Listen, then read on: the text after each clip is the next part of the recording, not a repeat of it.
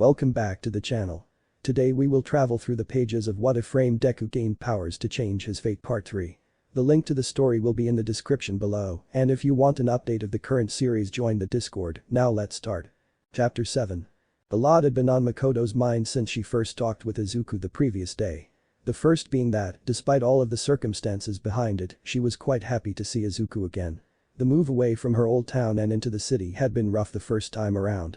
With her father gone, her sister had to take care of her, and so they needed something affordable and close to Sei's line of work. Leaving behind two of her close friends hurt quite a bit. Not to mention the way that Bakugo had said goodbye to her. Makoto shook her head, setting her pencil down and sighing. It's hard to study with all of this on my mind. Makoto relented to herself, folding up her textbook and putting her things back into her bag. Standing from her seat, Makoto made her way out of the library. Looking around, the student council president noticed that there were still a fair amount of students left in the school. I wonder, is Midori still here? Makoto hummed aloud, eyes glancing around curiously. Perhaps we can catch up. She reached into her pocket and pulled out her phone, beginning to look through her mail list before stopping. Oh right, I didn't get his number yesterday. Makoto sighed, shoulders slumping into feet. Considering that school was out, Makoto doubted that he was still hanging around the building. He had always been smart, but he was the type to study at home rather than around other people.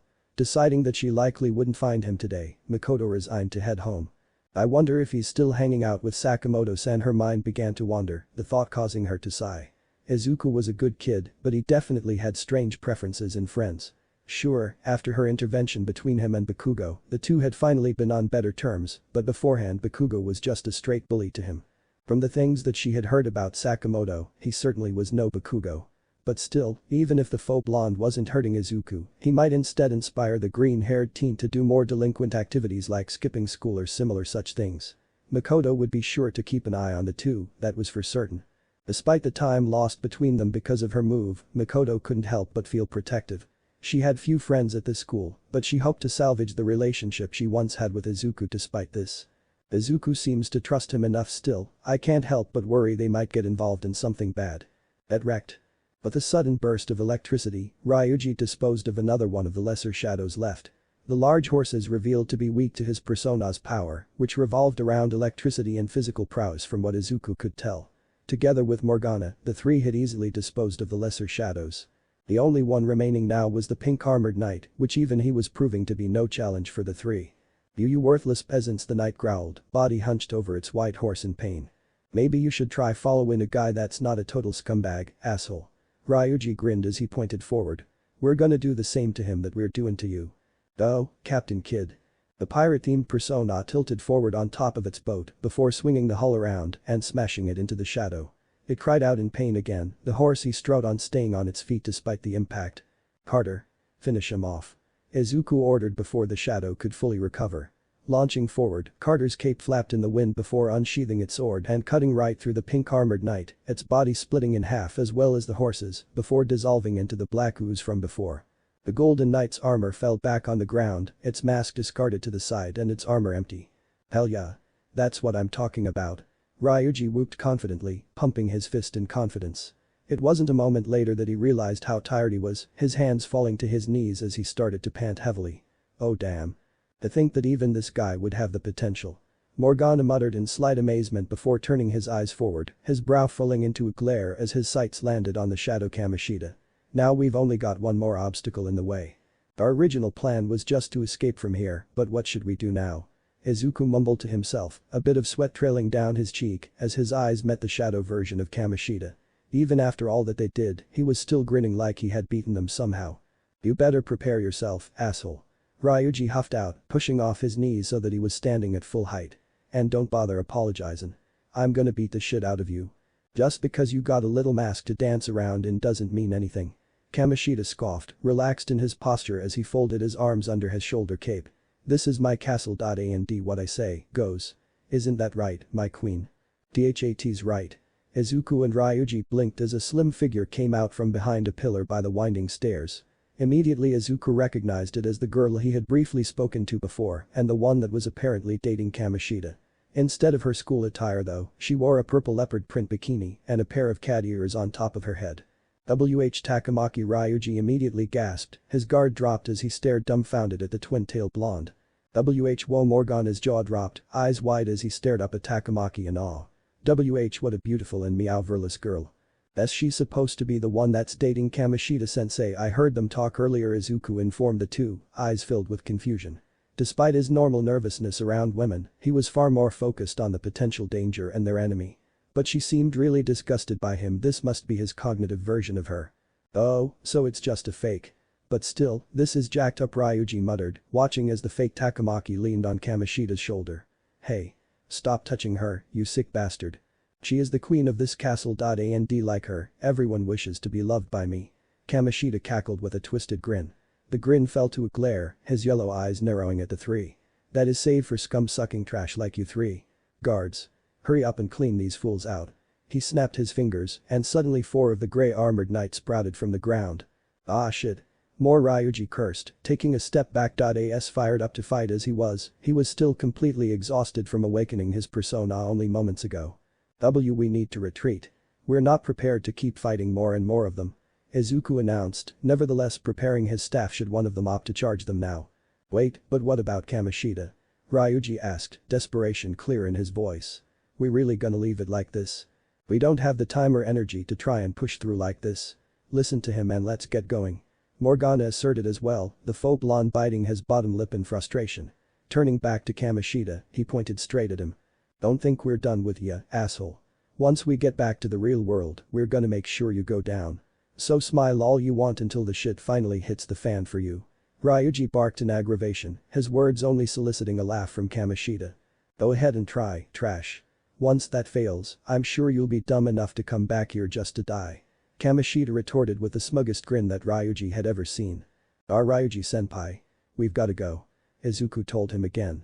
The faux blonde grit his teeth and obeyed, turning around and sprinting alongside Izuku and Morgana. The knights gave chase, but were too slow to keep up. Sneaking into the previous room, the three made a quick escape through the ventilation shaft.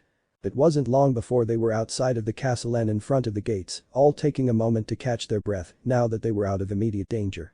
Man, that was something, huh? Ryuji chuckled breathlessly, pushing off his knees to stand straight. Looking down at himself, he took a moment to regard his new attire. Looks like I got a wardrobe change, too. So that means something, right? It's part of having a persona now, Ryuji-senpai.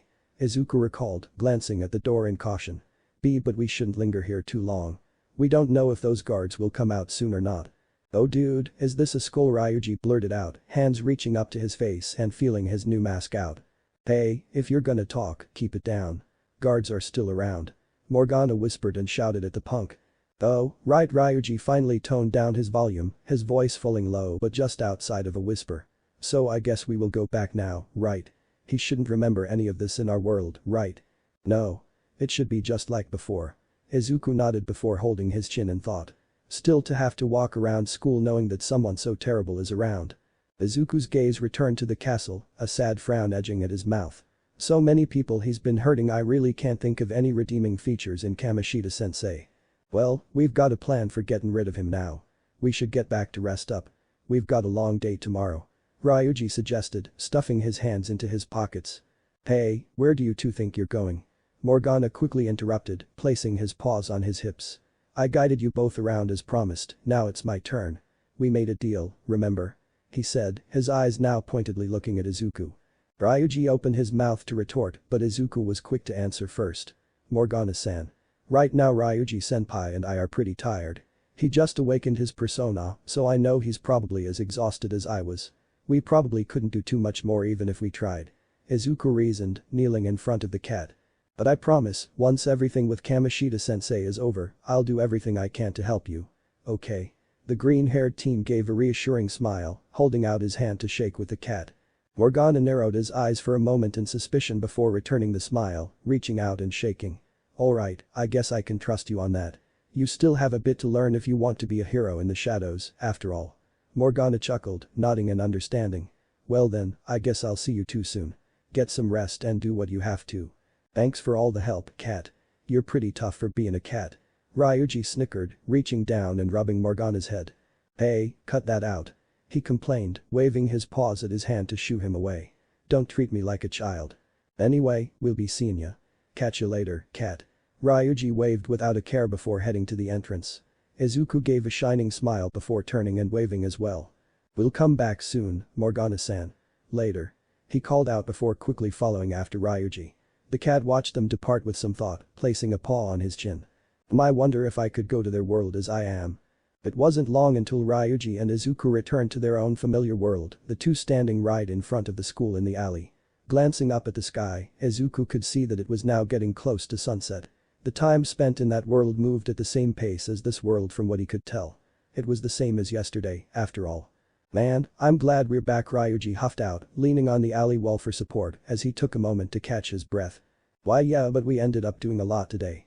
We've gotten all we can to strike out at Kamoshida-sensei, now." Izuku encouraged, offering a smile to the faux blonde. "Yeah, you're right about that. Still sorry for dragging you into this." Ryuji apologized, turning to Izuku with a small frown. "I know you got your own reasons for going over there, but I still feel kinda responsible for getting you guys in trouble that first time." "And no, Ryuji-senpai. Not at all." Izuku shook his head in dismissal and raised his arms. "Why, you helped out the best you could and in the end, you saved us from a bad spot." Izuku reassured before giving a gentle smile.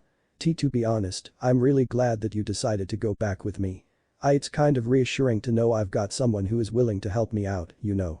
Ryuji felt his eyes widen a bit at that before giving a small smile of his own. "Well, I guess when you put it like that, we were both lucky to meet up when we did, huh?" Ryuji chuckled sheepishly, feeling a bit happy after listening to Izuku. "But man, I'm dead tired after all that. Did you feel this way when you first summoned your persona?" "Why yeah, I was pretty exhausted. I almost fell asleep in class if it wasn't for." Izuku trailed off, remembering the whispers from before. He shook his head, turning back to Ryuji. Anyway, we got some useful information today. You remember all of their faces, right?" "That's right. Tomorrow's gonna get crazy." Ryuji smiled in excitement. "If we can get at least one of those guys to fess up about what that asshole is doing, then we've got him. Kamoshida will be done. I don't feel like I really need to ask you this, but what do you say to rounding up some confessions and people with me? Ready to put the nail in this coffin, partner?" he asked, holding a hand out toward Izuku. The green-haired teen gave a confident smile and nodded. "Of course. We'll put a stop to him no matter what," Izuku proclaimed, reaching forward and clasping Ryuji's hand in a firm shake. "Hell yeah, that's what I'm talking about. We've got this bro, you and me. We'll make him pay for everything he's done." Ryuji returned with high energy, his grin as wide as can be. To Izuku, it was quite refreshing to have someone like Ryuji on his side. Someone he could definitely call his friend. He could be loud and a bit dense, but in the end Ryuji had a big heart. Izuku didn't mind having a partner like that. "I am thou, thou art I." Izuku watched as Ryuji was once again slowed in time, eyes widening as he once again heard that same voice. "It's happening again. What is this? Thou hast acquired a new vow. It shall become the wings of rebellion. That breaketh thy chains of captivity. But the birth of the chariot persona. I have obtained the winds of blessing. That shall lead to freedom and new power." Again, a card appeared in his mind and shattered a link of chains, this time with the title of chariot at the bottom. After the image faded, time resumed around Izuku and Ryuji released his hand. "Well, with that settled, let's call it a day," Ryuji suggested, stuffing his hands back into his pockets. "Though I'd hate to split up from here." Taking a moment to think, Ryuji gave a thoughtful look. "Well, I am pretty damn hungry. Neither of us has eaten since lunch, right? Why don't we grab a bite somewhere?" Oh, sure. I don't really know the area," though Izuku admitted, rubbing the back of his head. "Don't worry about it. Come on, I know a good place we can go. And don't worry, I've got you covered for food. Dinner's on me," Ryuji offered, motioning for Izuku to follow. What? And no, you don't have to do that." Izuku tried to argue, only for Ryuji to wrap an arm around his shoulders and pat him on the back. "Don't be so formal. Just let me handle it, okay?" Ryuji dismissed, chuckling as he basically pulled Izuku forward. "Besides, I wanna hear about your past and stuff. Not to mention I gotta tell you about the thing with me and Kamoshida." Izuku could only surrender himself to his fate, an awkward laugh escaping his mouth as he allowed Ryuji to tow him along. "Are you kidding me? That asshole did all that?" "Our Ryuji-senpai, we're in a restaurant," Izuku reminded the faux blonde, a small bead of sweat trailing down his brow. The two had relocated to a local beef bowl shop in Shibuya. Despite his feelings on his past, Izuku decided to be honest and tell Ryuji the entire story behind his arrest and criminal record. Needless to say, Ryuji was quite emotional after hearing the whole story. "Alright, sorry," Ryuji coughed, reaching forward and putting some more food in his mouth. "But still, hearing all that really pisses me off." Especially after knowing that you wanted to be a hero. Izuku hesitated to eat the piece in his chopsticks, eyes casting to the table blankly. Why yeah, it was hard enough being quirkless, but when that happened, it was over for me. There was no way I would be able to get into a hero training academy. I wanted to go to UA, too. Ryuji frowned after hearing that, scratching his head as he started to understand what Izuku was going through. Well, I guess that's something you could say is pretty similar between us. Izuku's eyes lifted from the table to look at Ryuji from the side. We both had shitty adults basically steal away our futures. You wanted to be a hero, and I wanted to take my team to nationals. Hell, I was good enough that I could have gone to any college I wanted. But now I can barely walk right when I try. That's what Kamoshida-sensei did to you, right? Izuku remembered what the terrible coach said in the other world, Ryuji nodding in confirmation. That's right. You see, he started out as our assistant coach for the track team. Of course, to him we were just in the way. So he started training us like hell.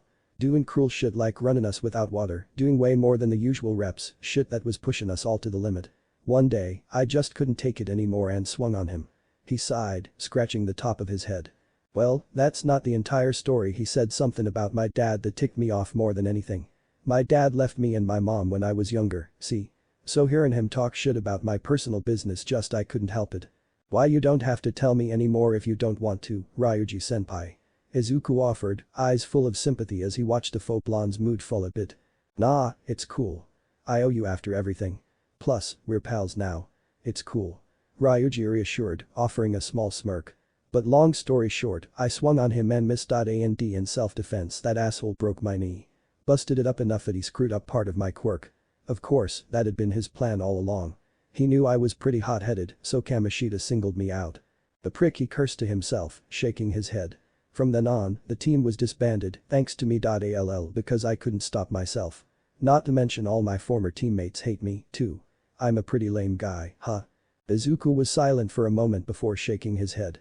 As someone needed to stand up to him, and had your team at least supported you, then maybe Kamoshida-sensei wouldn't still be hurting people like he is today. Izuku declared, brow furrowing seriously. Besides, from the sound of it, even if Kamoshida-sensei didn't get you to do that, he would have found a way to take the track team out either way. But don't worry, Ryuji-senpai. I promise that I'll have your back from tomorrow onward. Ryuji smiled at that, nodding in acceptance. I wouldn't doubt it for a second. Tomorrow, we begin our operation to take Kamoshida down. It's actually going to be a half day since there's a volleyball rally. Recommended by Kamoshida, go figure. But this actually works out for us. We'll be able to hit up all the guys who are being hurt before school's over. That does work for us pretty well. Hopefully we won't go totally noticed by everyone, especially Kamoshida-sensei, Izuku muttered, holding his chin in thought. But then again, right now we both stand out quite a bit. It probably won't take long for people to notice. Well, nothing we can do about that. We'll just have to roll with those punches. Ryuji shrugged, knowing it was probably unavoidable. Besides, even if the asshole notices, he can't expel us for just talking to people. Ryuji looked back at his bowl before cursing. Ah crap, we got into such a deep talk, my food's all cold. He complained, taking a piece and eating it regardless of the state it was in. Still pretty good. Hey, you eat up too. You've barely touched it since we got here. Okay. Izuku nodded, quickly picking his chopsticks back up and beginning to eat. It was cold, but Izuku certainly enjoyed it. It had been a long time since he had gotten to sit down with a friend and enjoy a meal, after all. After the two had finished their meal, they decided to head home from there, the two heading off on different trains from one another. Before they had parted ways, Ryuji had insisted that they trade numbers and chat IDs, now making the two capable of communicating from home. Izuku had to admit he was actually quite happy with how the day had turned out, despite the danger. Not only had they secured evidence against Kamoshida, but Izuku came to accept Ryuji as a good friend. The first one he'd had in a while, to be honest. Katsuki hadn't been the only one to bully him because of his quirkless nature. Tomorrow's going to be very important. I need to be ready, Izuku muttered to himself, walking into LeBlanc. Inside, Sojiro was seated at the bar, scribbling away at the newspaper crossword. Seeing him, Izuku courteously spoke up first. Hello, Sakura-san. The coffee shop keeper glanced up from the paper at him and sat up straight to regard him. I didn't get a call today. I take it you went to school, then? Why yes, of course. I wasn't planning on skipping again, Sakura-san. Not that I skipped on purpose the first time, but I mean, Izuku began to sputter about again, earning a sigh from Sojiro. Alright. Don't get so worked up over it. As long as you're staying out of trouble, it's fine by me. Sojiro relented, placing his newspaper on the bar. You really don't seem like the type that looks for trouble, but be careful of who you associate with.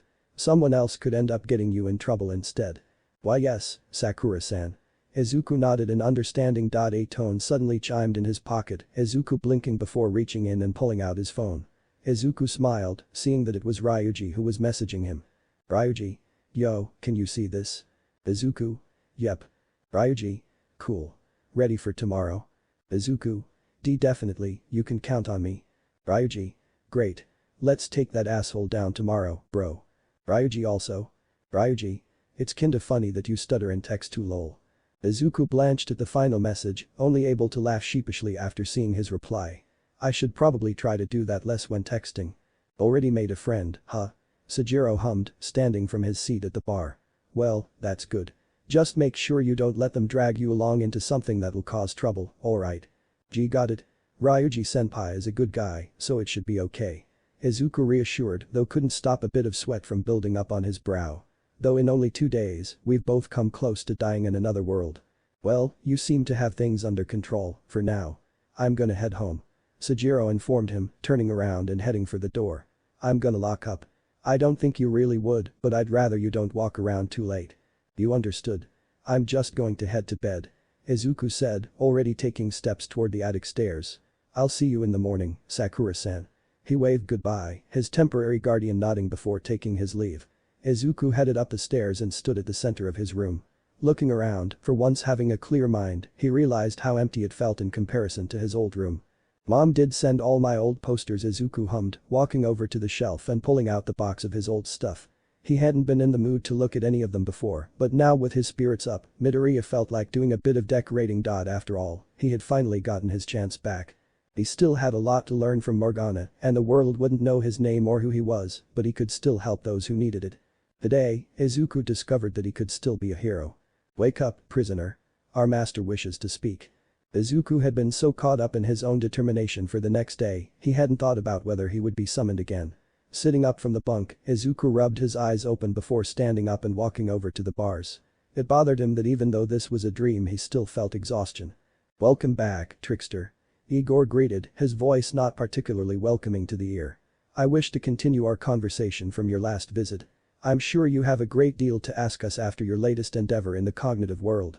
Why yeah, I do have a question of my own, too, Izuku admitted, though he figured that was most likely what this visit was about. Of course. But before that, how are you finding your accommodations? Are you becoming used to this place? Igor asked, leaning forward on his linked hands. Well, it was pretty hard to accept at first, but after everything I've seen it's really hard to still be totally thrown off by this place. Izuku admitted, glancing around the room of cells. That is good. This place is designed for your rehabilitation, after all. Your rehabilitation is aimed to determine if you can avoid ruin. But to do that, you will need more than your power alone. Igor continued, hand waving in the air. I'm sure you have experienced it, having made 2 partnerships in one day. Both with the same power, no less. I was a bit surprised you were able to achieve both arcanas, but that is nonetheless encouraging. Partnerships. Izuku muttered, raising a brow before it clicked. Oh, that strange declaration I kept hearing when I made a deal with Ryuji-senpai and Morgana-san. What was that? The formation of these bonds will play a great role in the progression of your recovery. You've done well. Igor declared, though it still cleared up little as far as Izuku's confusion goes. That said, I am not encouraging the formation of superficial relationships. They must be genuine threads linking you together with those willing to lend you their strength, bet by morals or faith. They will be bonds forged from a similar relation to you, those who have lost the place they once belonged to. As so making friends is supposed to make my persona stronger. Izuku guessed as best he could, though having trouble figuring out exactly how that would make a difference. Personas are the strength of heart. Justine suddenly spoke, most likely seeing his confusion. And with the formation of stronger bonds, your personas will also grow with them. Izuku blinked at that. Wait, but I only have one persona. He suggested, earning a small huff from Carolyn on his left. Be quiet and wait until we're done talking, inmate. She snapped at him, Izuku flinching back instinctively from the small warden. On that note, you better make a lot of friends. There are plenty of people around who are better than you in different areas. She is right. You must be prepared to use even me, or else your ambition will not come to fruition. After all, a hero can only be as good as those who support them. Igor chuckled, his words starting to sink in. Izuku had mixed feelings about using a friendship merely to gain power, but he also said that it wasn't going to work with something fake. I understand. Izuku nodded, deciding that there was no use in arguing over the logic of Igor's words. He doubted that the long-nosed man would even grace the conversation with an answer, anyways. Good. We have a deal, then. Igor chuckled, accepting Izuku's words. In a flash before Izuku's eyes, the chains appeared once again, causing him to blink in shock. I am thou, thou art I. Thou hast acquired a new vow. It shall become the wings of rebellion. That breaketh thy chains of captivity. But the birth of the full persona. I have obtained the winds of blessing. That shall lead to freedom and new power. Izuku heard the chains break and the card form again. Time resumed quickly afterwards, though Igor and the twins seemed to be watching him expectantly. That was but all we did was. The bond may not start between people simply through friendship. Sometimes a bond is formed through common interest. You might find this more evident as you continue to form more of them. Igor dismissed, chuckling at Izuku's surprise. In due time, you will be able to understand everything. Just continue to devote yourself to your rehabilitation. Izuku opened his mouth, but Carolyn was quick to silence him. This conversation is over. Now get lost, inmate. The green-haired teen could only face faulted or dismissal before returning to his bunk. Pretty boring, huh? Ryuji sighed, back leaned against the wall. The day had flown by thanks to the assembly, Izuku and Ryuji now sitting along the wall of the gymnasium. In front of them, the teachers were currently playing a game of volleyball against the students. Kamoshida, of course, was outshining the rest of them. He had been spiking the ball on his students more than a few times already. Hard enough that some of the students could barely muster up strength to stop the ball. I'm surprised that you decided to come here for the assembly, Ryuji-senpai. Izuku admitted, glancing at his senior. You didn't want to start questioning people yet.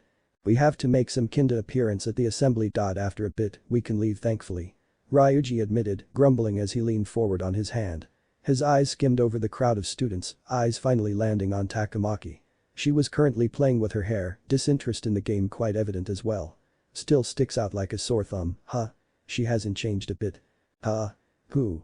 Izuku blinked, following his line of sight to Takamaki before raising a brow in question. Wait, you two know each other? A bit. We were friends in middle school, but we haven't talked much since high school since we got put in separate classes. Ryuji explained with a shrug. Still, I can't believe that she would date that asshole. I am sure there's more to it than we know. Izuku suggested, eyes shifting back to Kamoshida. When I saw them talking she didn't look like she wanted anything to do with him. Well, whatever the case, I guess it doesn't matter. Ryuji sighed, eyes turning back to the game. Once we've got Kamoshida for the abuse, he'll be gone. I'm sure she'll drop his ass faster than a hammer. Heads up. Ryuji and Izuku watched as Kamoshida spiked the ball particularly hard, the ball flying straight into one of the student player's face. The force was enough to knock him off his feet, the teen falling flat on his back. Izuku flinched at the impact, sympathetic pain filling him just from watching. Hey, are you alright? Kamoshida asked, quickly ducking under the net to run over to the student. Izuku noted that the teen in question was fairly plain looking by a lot of standards, even more so than him. Short black hair, plain complexion. How much you want to bet that was on purpose? Ryuji clicked his tongue irritably, glaring at Kamoshida's back as he picked up a volleyball by his feet. He'll get his. We're gonna make sure of that. He tossed the ball back to the court, one of the students picking it up. Come on. We've been here long enough. Let's get going. Yeah. Izuku agreed, the two pulling up to their feet before walking out of the gymnasium. So where should we start? Well, we've got a couple guys to work with. Most of the ones that were slaves were in my year, from what I could tell. Though I wouldn't rule out any of the other members. Ryuji hummed, holding his chin in thought. Guess we'll start with one of the students in my year. Come on, I know what class to start with. It wasn't long until Ryuji and Izuku arrived at the second floor, the room they were looking for quickly in sight. The classrooms were generally open, students who didn't attend the volleyball meet still loitering inside. Ryuji led Izuku inside, not bothering to pay any mind to the students inside as he scanned the room. There he is. Ryuji pointed out a student in the back. He wore glasses and bandages across his face, Izuku paling at the sight. Alright, all we gotta do is make him fess up to the abuse. You ready? Ryuji asked, turning to Izuku in question. Why yeah, but we should be careful how we approach him with it, though Izuku suggested, biting his bottom lip. If he really is too afraid to talk, forcing it out of him won't work. Yeah, I get what you mean. Ryuji nodded, holding his chin in thought. So how about we take a good cop, bad cop approach? Obviously I'll be bad cop then you can come in and be all nice. Sound good? Wait, don't act too bad, though. Izuku stuttered, scratching his head. I mean. Look, man. Being nice about it is fine and all, but we gotta be pretty straightforward about it. Ryuji suggested, stuffing his hands in his pockets. Some people need a little pressure before they spill, you know. Izuku took a moment to consider this. He didn't like the idea of forcing it out of people, but Ryuji might be right. If they act too nice about it, the victims might just dismiss them by avoiding the question altogether. Alright, we'll do it your way. Awesome. Let's do it then. Ryuji nodded before turning forward and heading straight for the student. Izuku hesitated for a moment, not exactly sure whether they were approaching this the right way or not. Izuku was good at figuring ways out of a mess quickly, but when it came to social interaction, he wasn't exactly the most charming. Hey. Ryuji called out, deciding to take the lead. Got a sec? Huh? Me? The injured student replied dumbly, blinking at Ryuji in question. Yeah. I wanted to find out about those bruises. Ryuji said, wasting no time to get to the point. And my bruises? They're just from practice, the teen answered warily, hoping to dismiss the conversation. Are you sure it was just practice and not Kamoshida abusing you? Ryuji bluntly stated, panic quickly covering the teen's face. Where'd you get that idea? The victim replied defensively as he took a step back from Ryuji. Wait, calm down, it's okay. Izuku spoke up this time, walking up and acting far gentler than his companion. We just want to know what Kamoshida-sensei is doing to you and the rest of the volleyball team. We know that he's abusing people. Why you know? The teen muttered, his guard slightly dropping at Izuku's words. Yeah. We just need some of you guys to come out and talk about it. We won't tell that asshole who, but Ryuji began, only for the player to sigh. So you guys don't have any proof, he muttered, shaking his head. Just leave me alone, I've got nothing to say about abuse or whatever, it's nonsense. But the abuse can stop. Don't you want to? Izuku tried to urge, only for the teen to snap back. You guys don't know anything. Just leave me alone. He retorted harshly, crossing his arms as he shut his eyes, as if trying to ignore their presence. Izuku's shoulders slumped in disappointment before looking toward Ryuji, the faux blonde frowning at their defeat. Alright. Come on, let's get out of here. Ryuji relented, turning around and starting to leave. Izuku peered back at the battered teen before sighing, following after Ryuji, who stopped just outside of the classroom. Damn it, just how afraid of him can he be? If we can get him with this abuse stuff, Kamoshida won't be able to do that shit anymore. Ryuji snapped in irritation, rubbing his hair. It may be more than that, Ryuji-senpai, Izuku muttered, eyes cast to the ground as he tried to think about the possibilities. Saint still, he looked so hurt. How could anyone just take it and not say anything? His thoughts went to Bakugo's bullying after such a statement. Actually, I take that back. Huh? Ryuji blinked in confusion. Then nothing, we should think of what to do next. Izuku dismissed, waving his hands dramatically in front of him. We have a few more people to try, right? Yeah, a few. We could technically ask the whole team, but we should probably stick with just who we saw in there. Ryuji suggested, turning to start walking through the hall. Come on. I know where they should be hanging at. Alright, Izuku nodded, following after Ryuji quickly. As the two walked, a random thought occurred to Izuku, the green-haired teen blinking. Kamoshida-sensei coaches the girl team too, right? What? Ryuji blinked, raising a brow as he looked back at the green-haired teen. I mean, yeah, he does. Why do you ask? Izuku's gaze fell to the ground as he held his chin and thought. It's nothing, just that we didn't see any girls in the dungeon, right? Ryuji stopped in his tracks for a moment, looking up as he started to remember back to both visits. I guess you're right, huh? But he did have that pervy version of Takamaki-san there. Do you think that means something? Izuku was silent as he tried to sort this out in his head. Well, it could mean that his primary targets of abuse are the male volleyball players. Well, that's somewhat good at least, right? Ryuji reasoned half-heartedly. It would be depressing to hear that girls fell victim to such brutal abuse like the others did. I guess, but the other possibility is that they were just in another part of the castle, Izuku reasoned, weighing each idea in his head. In all honesty, he'd prefer the former, but with someone like Kamoshida, it wasn't smart to put too much stock in the idea. Oh yeah, Ryuji trailed off, a frown falling on his lips. Damn it, there's no knowing what that asshole is fully capable of, huh? Come on, let's hurry up and see who else might be willing to talk. Why yeah, Izuku muttered, the two continuing forward. He subconsciously gulped, sweat starting to trail down his eyebrow. I really hope he hasn't gone that far. To say that things weren't going well would be an understatement. Izuku and Ryuji had been similarly shot down, the same as with the first victim, over and over again. Deciding to try and cover more ground quicker, Izuku and Ryuji split up to talk to more students who were mentioned in rumors. With each encounter, Izuku realized just how beat up all of them were. Some wore casts on their legs, bandages across their faces and similar such injuries. Each time, Izuku felt the pit in his stomach start to deepen. What was worse was alone, it was much harder to get anyone to pay him any mind. At least Ryuji could speak without getting nervous, but the green-haired teen couldn't help but sputter every time he approached one of the victims. Surprisingly, though, that wasn't what steered people away so far. Those that he approached thought it was just some act due to his record. Izuku had never been feared before, not like this. Some people might hope for such a reputation, but it definitely wasn't something Izuku enjoyed. How could he help anyone if he was scaring them off? Not a single person would talk, Izuku muttered to himself. Both having unsuccessful attempts, Izuku and Ryuji agreed to meet in the courtyard by the vending machines. Feeling a bit thirsty, Izuku decided to help himself to a drink. Where do we go from here? Hey. Izuku nearly dropped the drink in his hand, fumbling it in the air before catching it desperately. With a sigh of relief, he looked back nervously to see Takamaki standing there staring directly at him. Me? Izuku meekly asked, shakily pointing at himself. Yeah. I want to talk for a sec. It'll be quick. Takamaki tried to reassure, though it did little to help Izuku's nervousness. His face became a mountain of sweat, eyes cast to the side as he avoided eye contact with the twin-tailed blonde. Sure what is it? Izuku struggled to say, hands shaking as he raised his drink to his mouth. Takamaki raised a brow in question, unsure why the green-haired teen was acting so nervous. Are you okay? Why yeah. I felt a chill. Izuku lied, continuing to sputter as he talked. Takamaki scratched the top of her head in question.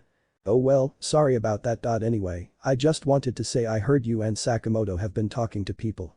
She said, cutting to the chase. Not to mention the rumor going around about you. Just a first year and you've already got a lot of attention. The cloud hovered overhead above Izuku, the obvious rumor of course rearing its head. We were just. Hey, lay off him, would you? Izuku glanced back up to see Ryuji approach, glaring slightly at Takamaki. Guy's already a nervous wreck, you don't gotta make it worse. Thanks, Ryuji-senpai, Izuku mumbled dejectedly, once again feeling downcast. We're just talking. You're the one who should lay off. The twin-tailed blonde retorted, placing a hand on her hip. Besides, since when are you going out of your way to look out for a junior of ours? We just ended up becoming friends, is all. Nothing really to it.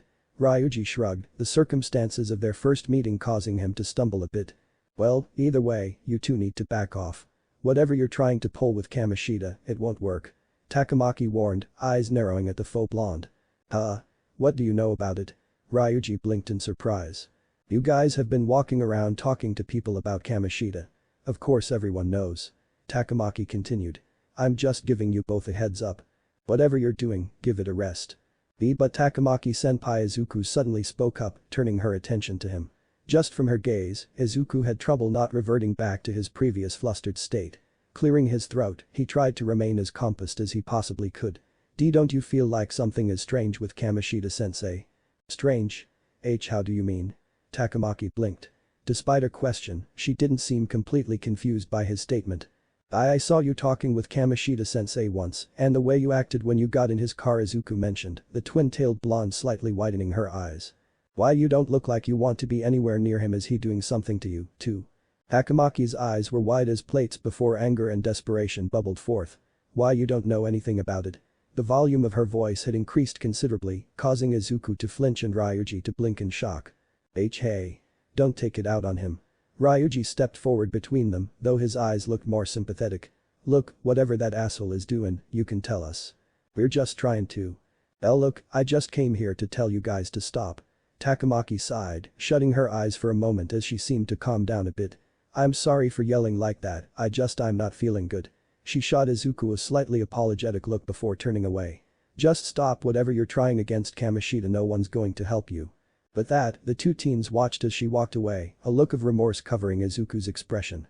I didn't mean to upset her like that, Izuku mumbled, scratching the back of his head.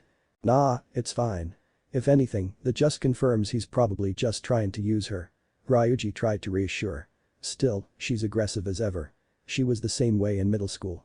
But man, that reaction you got out of her tells us a bit, don't you think? Why yeah, she has her own reasons for being close with Kamoshida-sensei, Izuku nodded, biting his lower lip. But still, if she's not willing to tell us about it, it doesn't help. Yeah, true that, Ryuji relented, huffing in defeat. Well, I've got one more lead to follow up on. Remember that kid that got spiked in the face? His name's Mishima. He's part of Takamaki's class, too. Apparently he's been getting some special coaching from Kamoshida as well. Why you think he'll talk, though? Izuku muttered, a small frown falling on his lips. Everyone so far has been avoiding everything I ask. I'm not saying we should give up, but doesn't hurt to try, at least. Right now, getting people to fess up to the abuse is all we can really do, you know. Ryuji shrugged, stuffing his hands into his pockets. Maybe tomorrow we can try to think of something else, but until then let's go with what we've got. Izuku couldn't argue with that. Right now, they were low on options. Nodding in agreement, the two walked forward, heading for the front of school. If they were lucky, they could head off the injured boy before he could take off for the day. Even if we can't get him to confess, maybe we can still learn something from him. Midori. Izuku felt himself stiffen as he heard the familiar nickname, turning ever so slightly around to see Makoto standing a short ways behind him. She wore a small glare as she looked at him, arms crossed as she tapped her arm. "Hey Koto-san." Izuku laughed sheepishly as he turned back to his old friend. He knew that look anywhere. She was definitely getting ready to admonish him for something. What's going on?" Ryuji asked, having hesitated with Izuku when he realized he was being called out. "I would like a word with Midori." Midoriya-san. Makoto cleared her throat, trying to sound less casual this time. "Would you mind giving us a moment, Sakamoto-san?" Sure." Ryuji bit his lip, not sure if he should leave or not as he looked at Izuku. It's okay, you should go on ahead and do what we said," Izuku suggested to the faux blonde.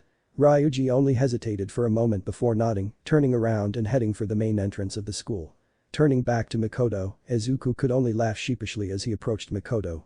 "So what's going on, Koto-san?" Izuku asked, trying to act as casual as he could. Obviously, he was failing quite a bit. "I've received a few complaints about the new transfer student bothering some students with questions. Mind explaining what's going on?" Makoto cut straight to the chase, Izuku gulping as sweat started to build up on his brow.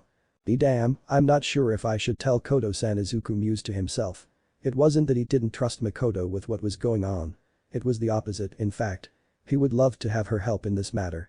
The problem was that he wasn't sure that he wanted to burden Makoto with everything that was going on.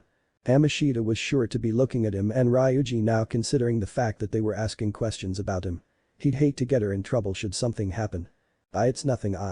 You rarely ever did anything involving others without a reason. I don't buy that." Makoto cut him off, causing Izuku to flinch at the statement. Still, Izuku elected to remain silent. Seeing this, the third-year student president sighed. "Look, Midori, I'm not trying to be hard. I know it's been a long time since you last saw me, but don't be afraid to rely on me, okay?" Izuku's eyes widened at that, feeling a bit regretful that he was keeping this secret from her.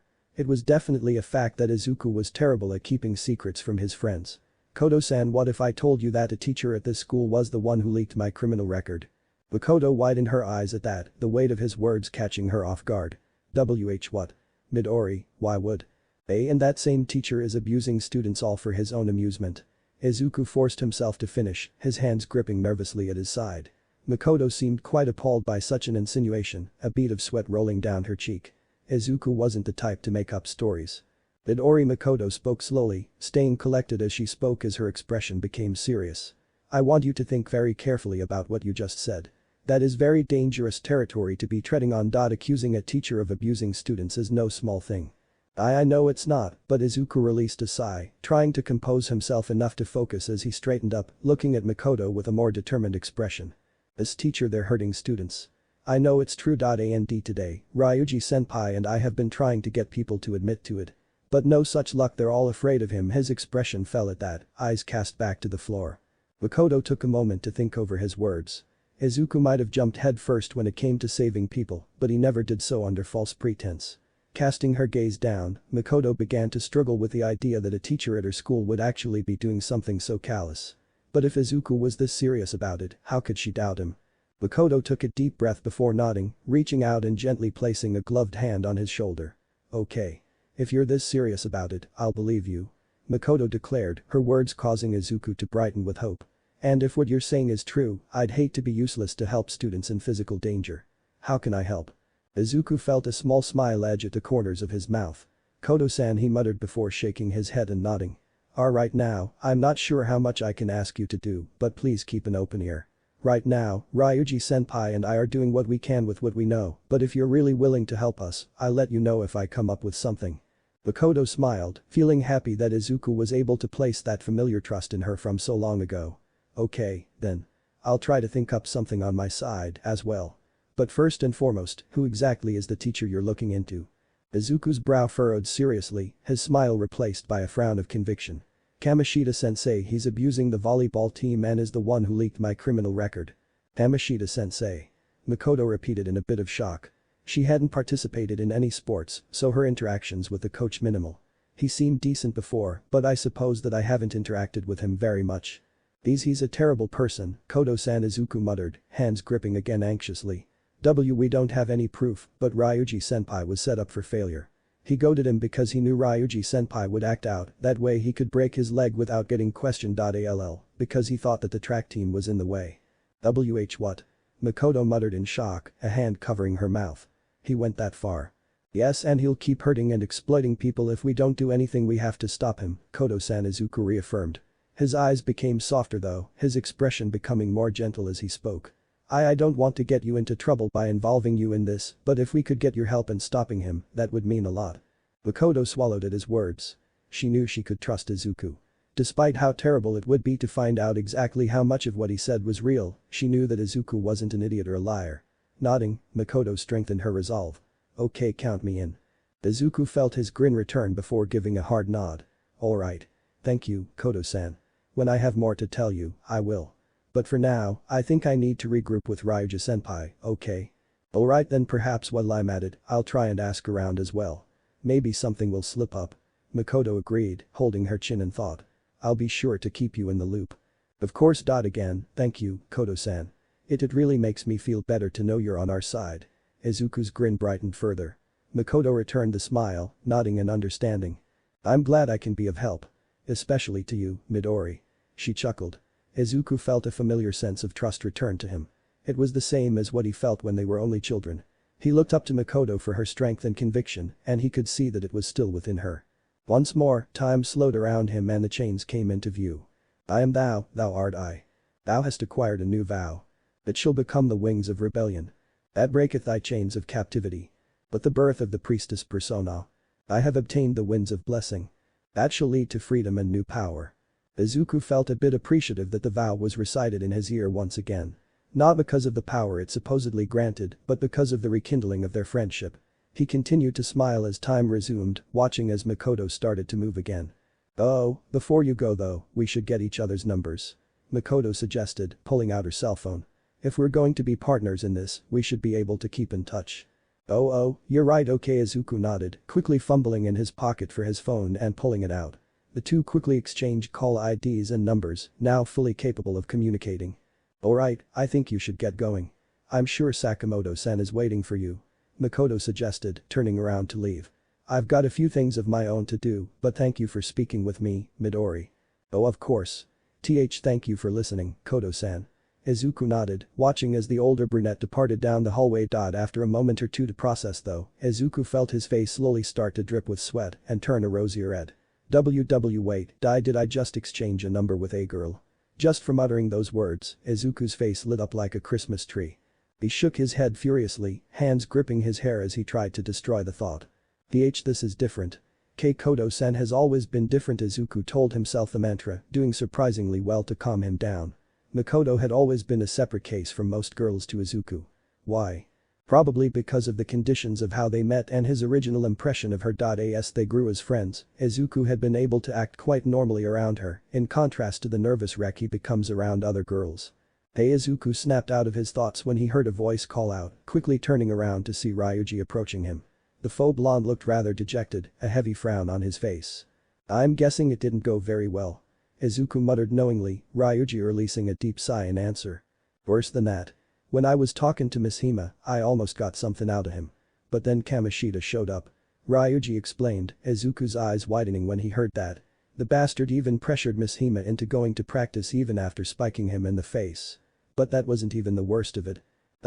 What? Worse how? Izuku asked, afraid that Kamoshida might have pulled some strings just to get them in trouble. At this point, he would be surprised by such a conspiracy. From what Miss Hima said, everyone knows. Izuku stiffened at Ryuji's answer. The principal, the parents, everyone knows about the abuse, but aren't saying anything. What? But why would they? Izuku began to mutter, and then it hit him. Kamoshida was the king of the school thanks to his success as a coach who got his team to nationals. For the school, it was because a teacher was able to give them renown through a sport. For the parents, it acts as some sort of security in the child's future. Not that any of those were even close to good enough to excuse Kamoshida's actions in any way. Still, Izuku didn't want to believe that such was the case. In this society where justice prevailed over such evils, what kind of adults would let such cruelty reign? Kamoshida-sensei, maybe he lied to those he's hurting, convinced them that their parents and the principal don't care what happens to them. Izuku tried to reason. Ryuji looked almost as reluctant as he did. It was hard to wrap your head around such a terrible concept when the people who were supposed to help you ended up turning a blind eye. I don't know, man, I don't know who to believe on that one. Silence fell between the two as they processed the information. They hadn't gained any proof, and what was worse, it seemed like they wouldn't be getting any from the students. Sure, Izuku had secured Makoto's aid, but would that be enough? Let's just call it a day from here, yeah? Ryuji suggested, his voice low on energy. Tomorrow I got a couple guys we can still hit up about the abuse, but after that I dunno. Izuku glanced back up at Ryuji and gave a somber nod. Okay, I'll try to think of something tonight, hopefully sleeping on it might help, he muttered, though there was little hope in his words. With that, the two went their separate ways, their failure to gain any evidence weighing on them for the rest of the day. Chapter 8. Anne Takamaki never had many friends throughout her days of school. Oftentimes, people would shy away from her because of her looks. It was no secret that she was of foreign descent, which explained her natural blonde hair. But that had only been the start of things. Now, with a rumor running around about her supposed affair with Kamoshida, students seemed even more liable to ignore her. The whispers and the odd stares never went unnoticed by Anne, and sometimes she wondered how she got by. Sitting next to her was her best answer. Shiho Suzui. Her one and only best friend since middle school. Sure, she had made some casual friends now and again, one such as Ryuji Sakamoto, until their eventual divorce due to classes. But only one had persisted through the years, and that was Shiho. Shiho was a pretty young woman, with long brown hair held up in a ponytail with matching eyes. Unlike most girls, she wore the school's uniform without the blazer, instead a beige sweater replacing it. Most of Anne's relationship with her, she had known Shiho to be jovial, kind, carefree, but not today. Not recently, to be more accurate.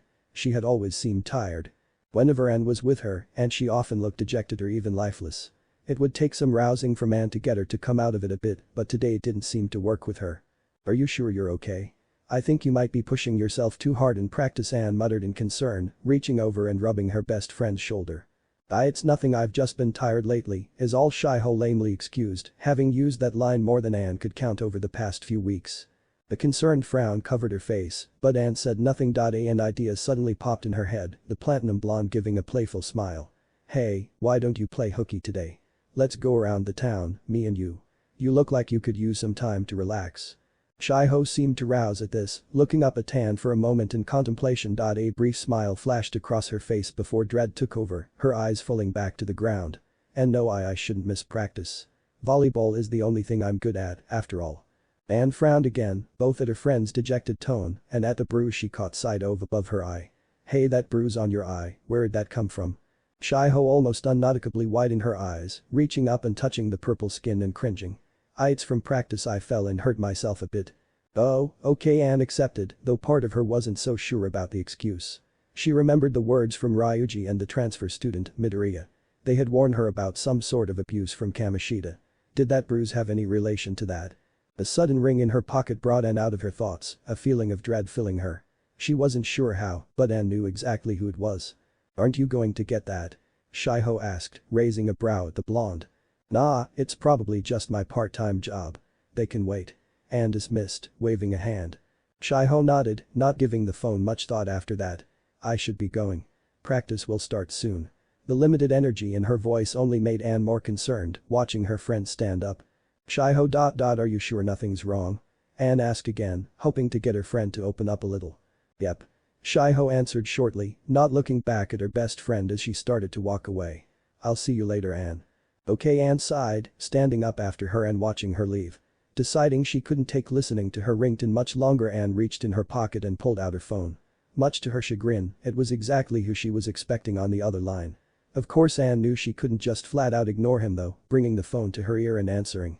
Hey, sorry, not today, I don't feel very good, sorry. She took a breath of relief as the call ended, stuffing her phone away again. With that, Anne took off for home, seeing little reason she had to stay any longer. She'd hate to run into Kamoshida personally. Izuku sighed as he looked at his phone, moving mechanically through the halls toward the courtyard. Ever since the revelation that the staff and parents might actually know about the abuse, the green-haired teen couldn't help but feel downtrodden. What hope they originally had before of getting Kamoshida for the abuse seemed to slip away the more Izuku thought it over. With what damage students seemed to have just from the practices, how could any parent not question what was going on? The answer to that question filled Izuku with dread. How could any parent let their child suffer such things? Still, Izuku and Ryuji were hanging on to the hope that perhaps one of the students were still willing to talk.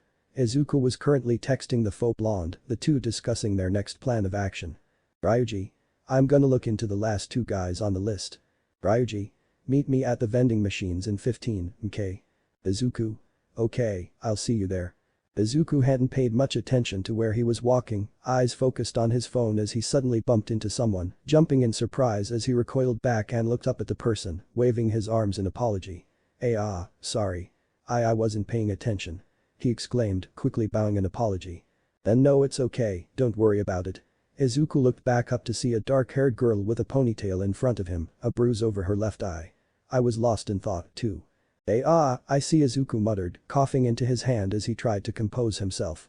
Try not to freak out. Think of it like talking to Keikoto-san. He mentally urged, straightening up as rubbed the back of his head. Well, I should be go. Izuku stopped the moment his eyes landed on the bruise. Looking at it now, it didn't seem like something that you naturally hurt yourself getting. Are you alright? Why you look hurt, Izuku muttered, inspecting the bruise. Huh? The girl blinked in question before her hand subconsciously reached up to the bruise. Oh, it's nothing, don't worry, you didn't cause it or anything, she muttered, now covering it up with her palm. She inspected Izuku for a moment before raising a brow. You don't look very familiar, are you the first-year transfer student? Izuku winced when he heard that, casting his gaze down to the floor. Why yes, he mumbled out, knowing that she likely heard about his criminal record. It seemed like he could barely go an hour in this school without facing some sort of ridicule over such. I see. Well, don't let what people say get to you, okay? The girl declared, her words causing Izuku to blink and look back up at her in shock. I know that things can get pretty bad when you've been labeled, so try not to let what people say bother you. Izuku had to admit, he was surprised that this girl he'd barely met was now offering him advice and comfort. Most of the students were content with ignoring or shunning him completely. But this girl was actually quite kind, and he could hear her genuine concern. Giving a small smile, Izuku did his best to hold back any tears of joy he might feel from this small encounter. Thank you, I'll try my best not to. That's good to hear. I hope things will get better. She said, giving a small smile. My best friend is judged and misunderstood because of her looks, so I know that it's not easy for others once they've been labeled like that. Why yeah, Izuku smiled, showing his appreciation for the kind words she shared with him. Thank you, it means a lot to hear that, he sniffled, wiping his eyes in his sleeve to cover up the tears. I'm Izuku Midoriya. Shiho Suzui. She introduced before looking back at her phone and frowning. Oh, I'm sorry, but I have to go to practice. It was nice to meet you, Midoriya-kun. The same here, Suzui-senpai. I'll see you around. Izuku nodded, stepping aside so she could pass him and smiling. She flashed him a brief smile before frowning again as she walked forward, causing the green-haired teen to blink as he watched her leave. It was strange to see her transition from quiet kindness to what looked like obligatory movement. It was obvious she was dragging her feet as she walked, but why was the question? If Suzui's expression was any indicator, she wasn't looking forward to her practice. Izuku opened his mouth to call out, but held back. It wasn't his business. He had barely met the girl, after all.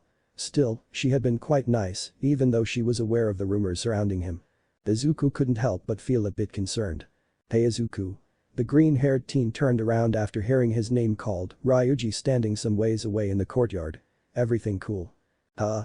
Izuku mumbled out before shaking his head, offering a nod in dismissal.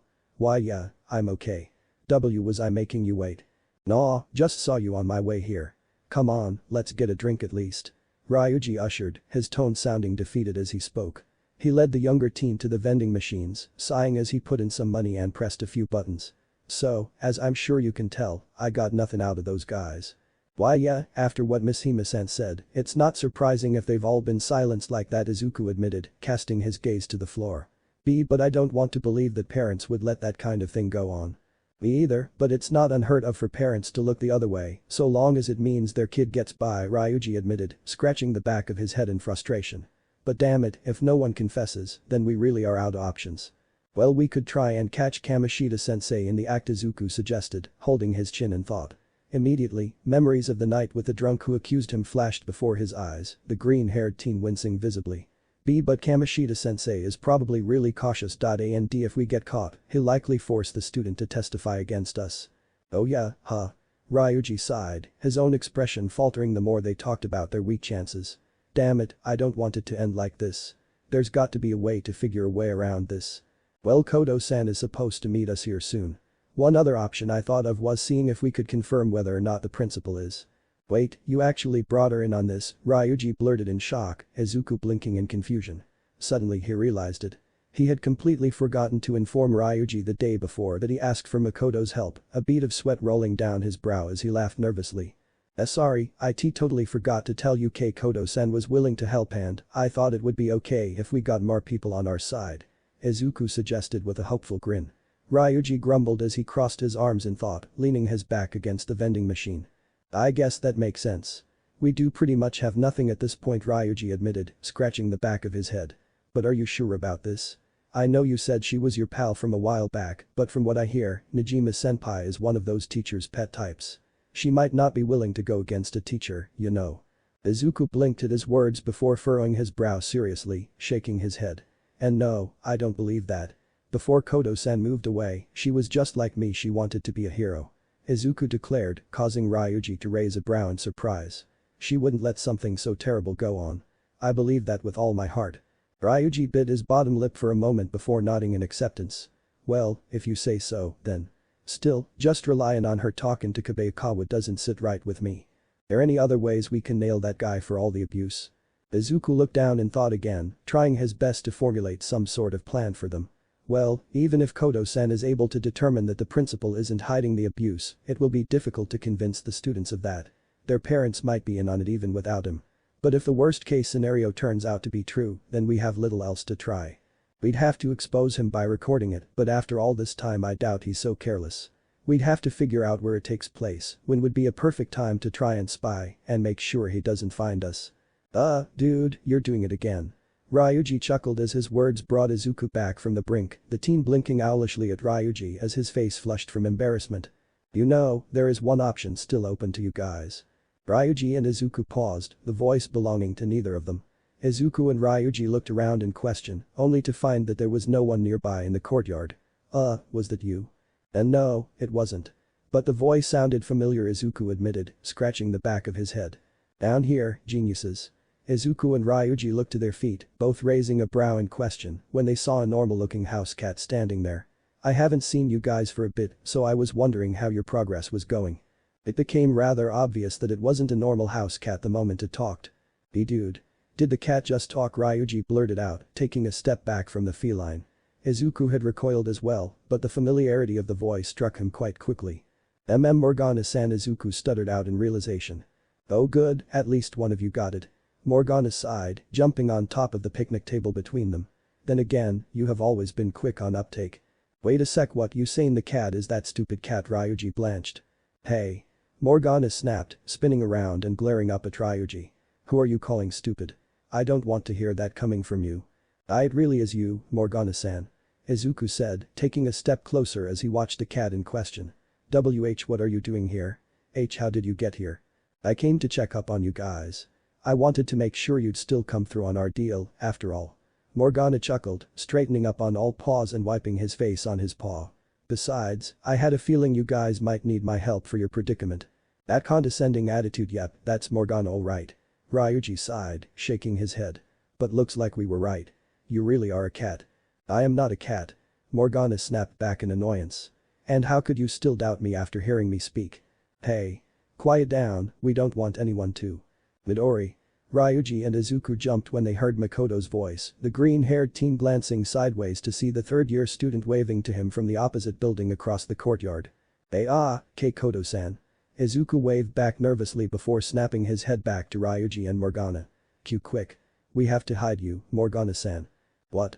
Why? Morgana blinked in surprise, standing on his paws anxiously. Why do you think? We're not gonna freak out Najima-senpai with an effing talking cat. Ryuji whisper shouted, reaching forward and grabbing Morgana by the scruff of his neck. Quick, Izuku, gimme your bag. What my bag? Izuku blanched in a whisper as well, handing his bag over despite the protest. Just for now. Make sure you keep quiet, got it? Ryuji told the feline. Morgana was struggling in his grip. Don't you dare, Morgana hissed before being stuffed in the confines of the school bag, Ryuji quickly zipping it up before he could further protest. Ryuji and Izuku quickly adjusted themselves to look as casual as possible as Makoto walked up to them. The brunette senior was looking around for something, not immediately looking at the two as she approached. Hey, student Prez. Whatcha looking for? Ryuji asked awkwardly, clearing his throat as he spoke. Oh, nothing, I suppose.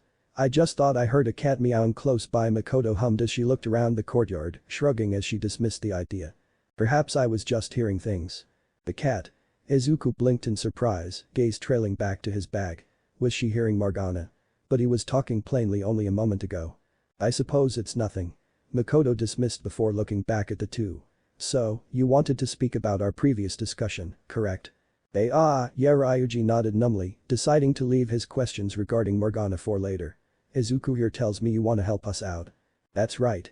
I decided to do some digging of my own and spoke to a few of the students who were part of the volleyball team. Makoto admitted, rubbing her arm sheepishly as she looked back at Izuku. Sorry I didn't tell you, I just wanted to see the students for myself. A lot of them are heavily injured, and when I asked how they got them, they were quick to act defensive. I believed you when you told me of the abuse, but seeing the injuries for myself, it just confirmed it further.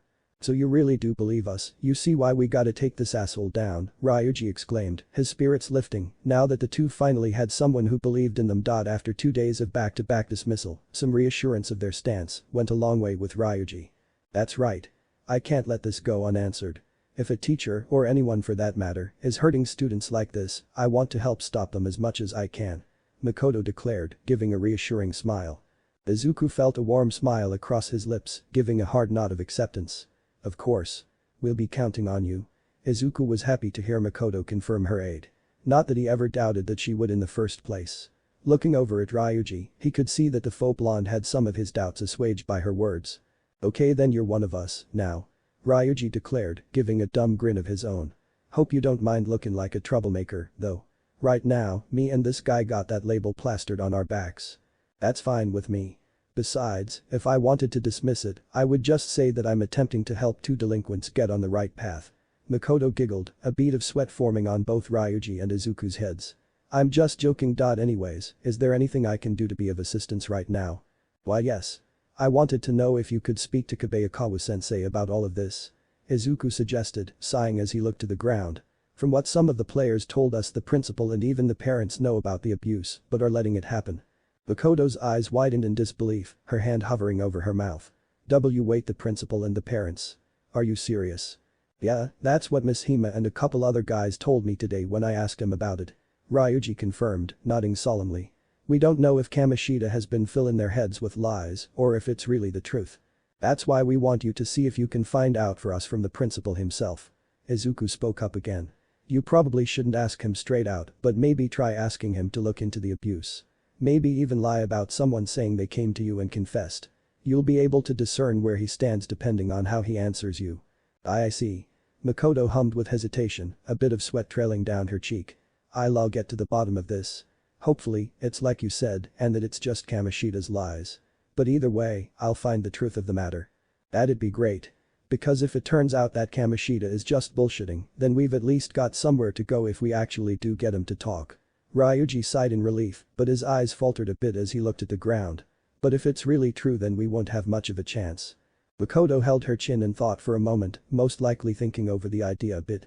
She wanted to think of any alternative available, but guessed that Izuku had considered many other options as well. Finally, Makoto nodded and looked up at them again. Okay. Tomorrow I'll speak with the principal. He's already left for the day, but I should be able to get a hold of him in the morning before classes start. That's all we can ask for. Oh, and make sure not to bring either of us up, okay? Ryuji motioned to himself and Izuku. If it turns out that he is in on it, then he'll probably start looking for a reason to get rid of us. Thank you again, Koto-san. I hope we don't cause too much trouble for you by asking this. Izuku thanked her again, the brunette shaking her head in dismissal. No, it's fine. I'm glad I can do something helpful. Makoto offered a kind smile before looking down at a watch on her wrist. Well, I have to get going. Text me if anything changes, and I'll do the same. Alright, I will. Izuku nodded, offering a smile as he waved goodbye. With that, Makoto walked away from the two, Ryuji breathing out in relief. Well, I guess you were right about her. We at least got someone else to believe in us. Ryuji smirked, looking back at the green-haired teen. If she's gone, let me out. A muffled voice cried out in annoyance, Izuku and Ryuji blinking for a moment in question before immediately looking at his bag. Oh, sorry Morgana-san. Izuku apologized, quickly unzipping the bag and watching as the cat desperately popped its head out for air. I honestly almost forgot we put you in there. Ryuji chuckled carelessly, earning a glare from the feline. You jerks. You realize how hot it is in that bag, Morgana complained, propping its legs up on the edge of the bag. Sorry. Izuku squeaked out again, rubbing the back of his head nervously. But it was strange earlier, it sounded like Kodo-san only heard meowing, rather than you talking. Oh yeah. I confirmed that earlier, too. Morgana declared knowingly. I walked up to some pedestrians on my way here and tried to talk to them. From the look of it, only you two can actually understand what I say. Everyone else just sees me as a cat. Wait, really? Only us? Ryuji blinked in shock, scratching the top of his head. Does it have something to do with going to that other world? Possibly. I don't know the exact details of it myself, though. It's probably just safe to assume that whoever visits the metaverse is capable of hearing me. Morgana shrugged. Still we should probably go somewhere else to talk. Izuku suggested, looking around the courtyard to see other students passing by. If a teacher catches us with you on campus, we might get into some trouble. Oh, I know. Let's head up to the roof. Ryuji suggested, looking back at Morgana. Get back in the bag. We've got to carry you through school and don't need people seeing you. Oh, not again. Come on. Morgana complained as Ryuji reached forward and shoved his head back down before zipping it up. Izuku chuckled sheepishly as the faux blonde handed him his shoulder bag before the two walked forward. Thankfully Morgana had been quiet as they moved through the school, the two easily getting to the roof without any trouble. Once they reached the rooftop, Izuku gently set the bag on the ground, unzipping it for the cat to breathe again. Geez, give me a second to get ready if you're going to do that. We'd just be wasting time. Ryuji rolled his eyes, stuffing his hands into his pockets. Morgana-san. Earlier, you said that there was another option open to us, right? Izuku asked, getting straight to the point. What exactly do you mean? You were pretty on the nose about it back in the castle. Morgana pointed out, leaning forward on the bag.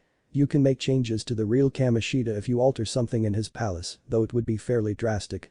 Oh yeah, I remember you brought that up, Ryuji muttered, scratching the side of his head. But didn't you say we weren't strong enough to try for that? Originally we weren't. But now that you have a persona as well, our chances of success have shot up tremendously. Morgana declared, crossing his paws. Although one more person would be nice, that option isn't really available to us. That is, unless you wanted to see if your friend was willing to join us, too. He said, glancing at Izuku. Huh? Izuku blinked in confusion before it clicked. Kodo-san, and no. I wouldn't ask her that, it's too dangerous. He dismissed, shaking his head. I felt bad about getting Kodo-san involved in the first place. I don't want to put her in real danger as well. Yeah, plus, we don't know if she'd even get a persona just by going with us. Ryuji suggested, not liking the idea of taking the girl any more than Izuku.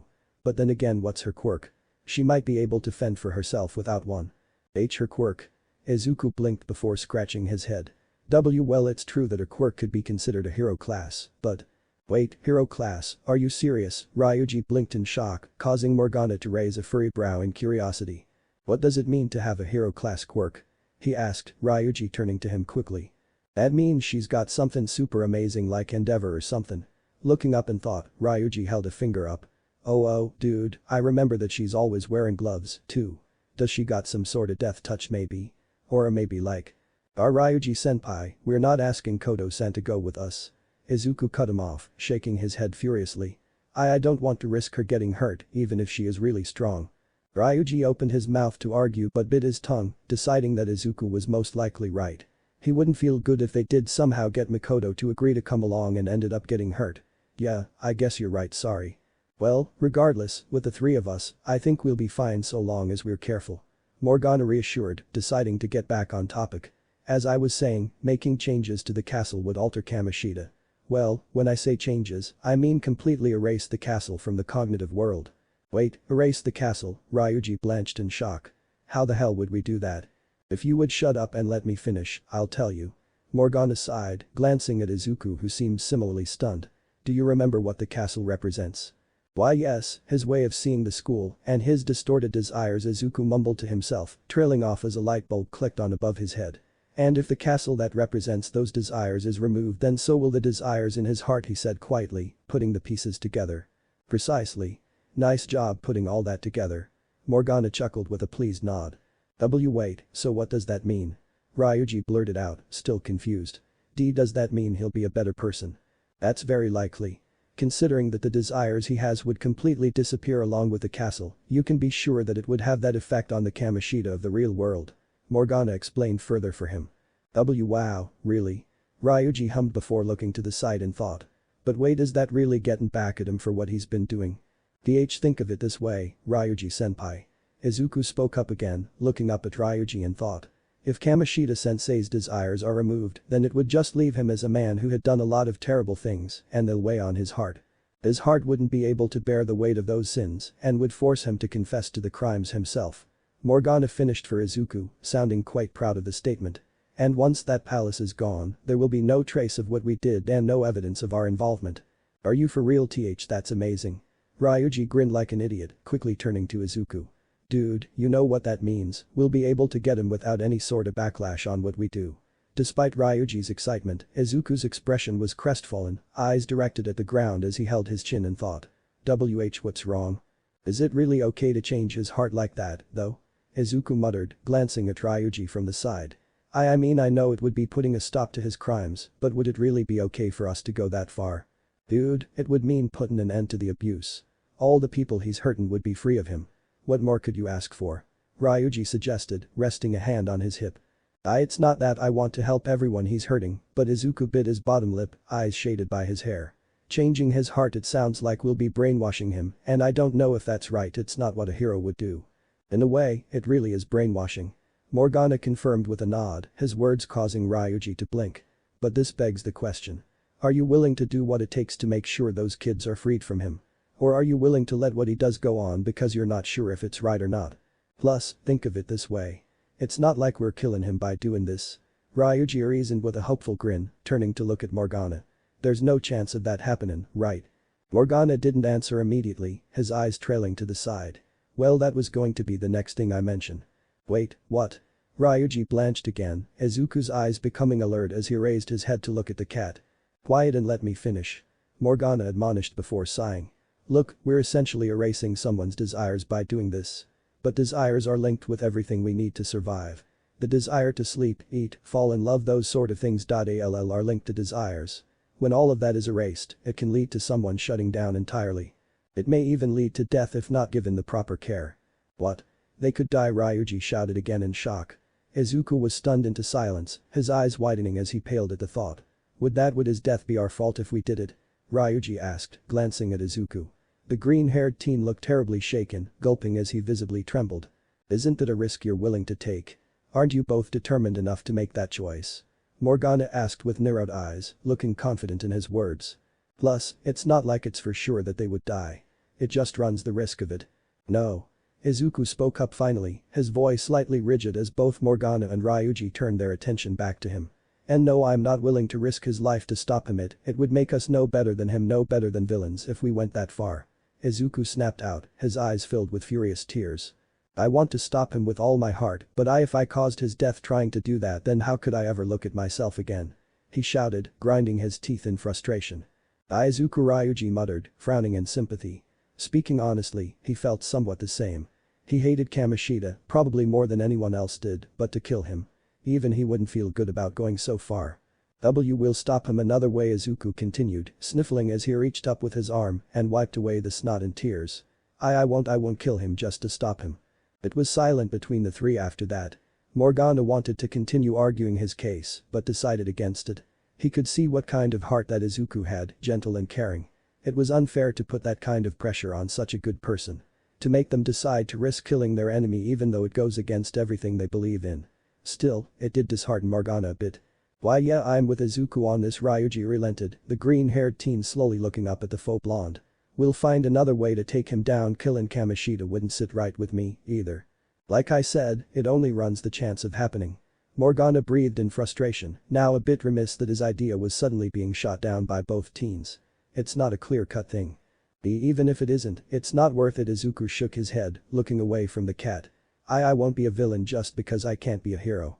Morgana bit his bottom lip and let out a rather cat-like hiss of annoyance. Fine. I can't believe I came all the way here just to hear this, he snapped, turning around and taking his leave of the two. I'm going to be sticking around for a bit. If you two decide in the next couple days that you're willing to do what needs to be done, let me know. Hey, wait.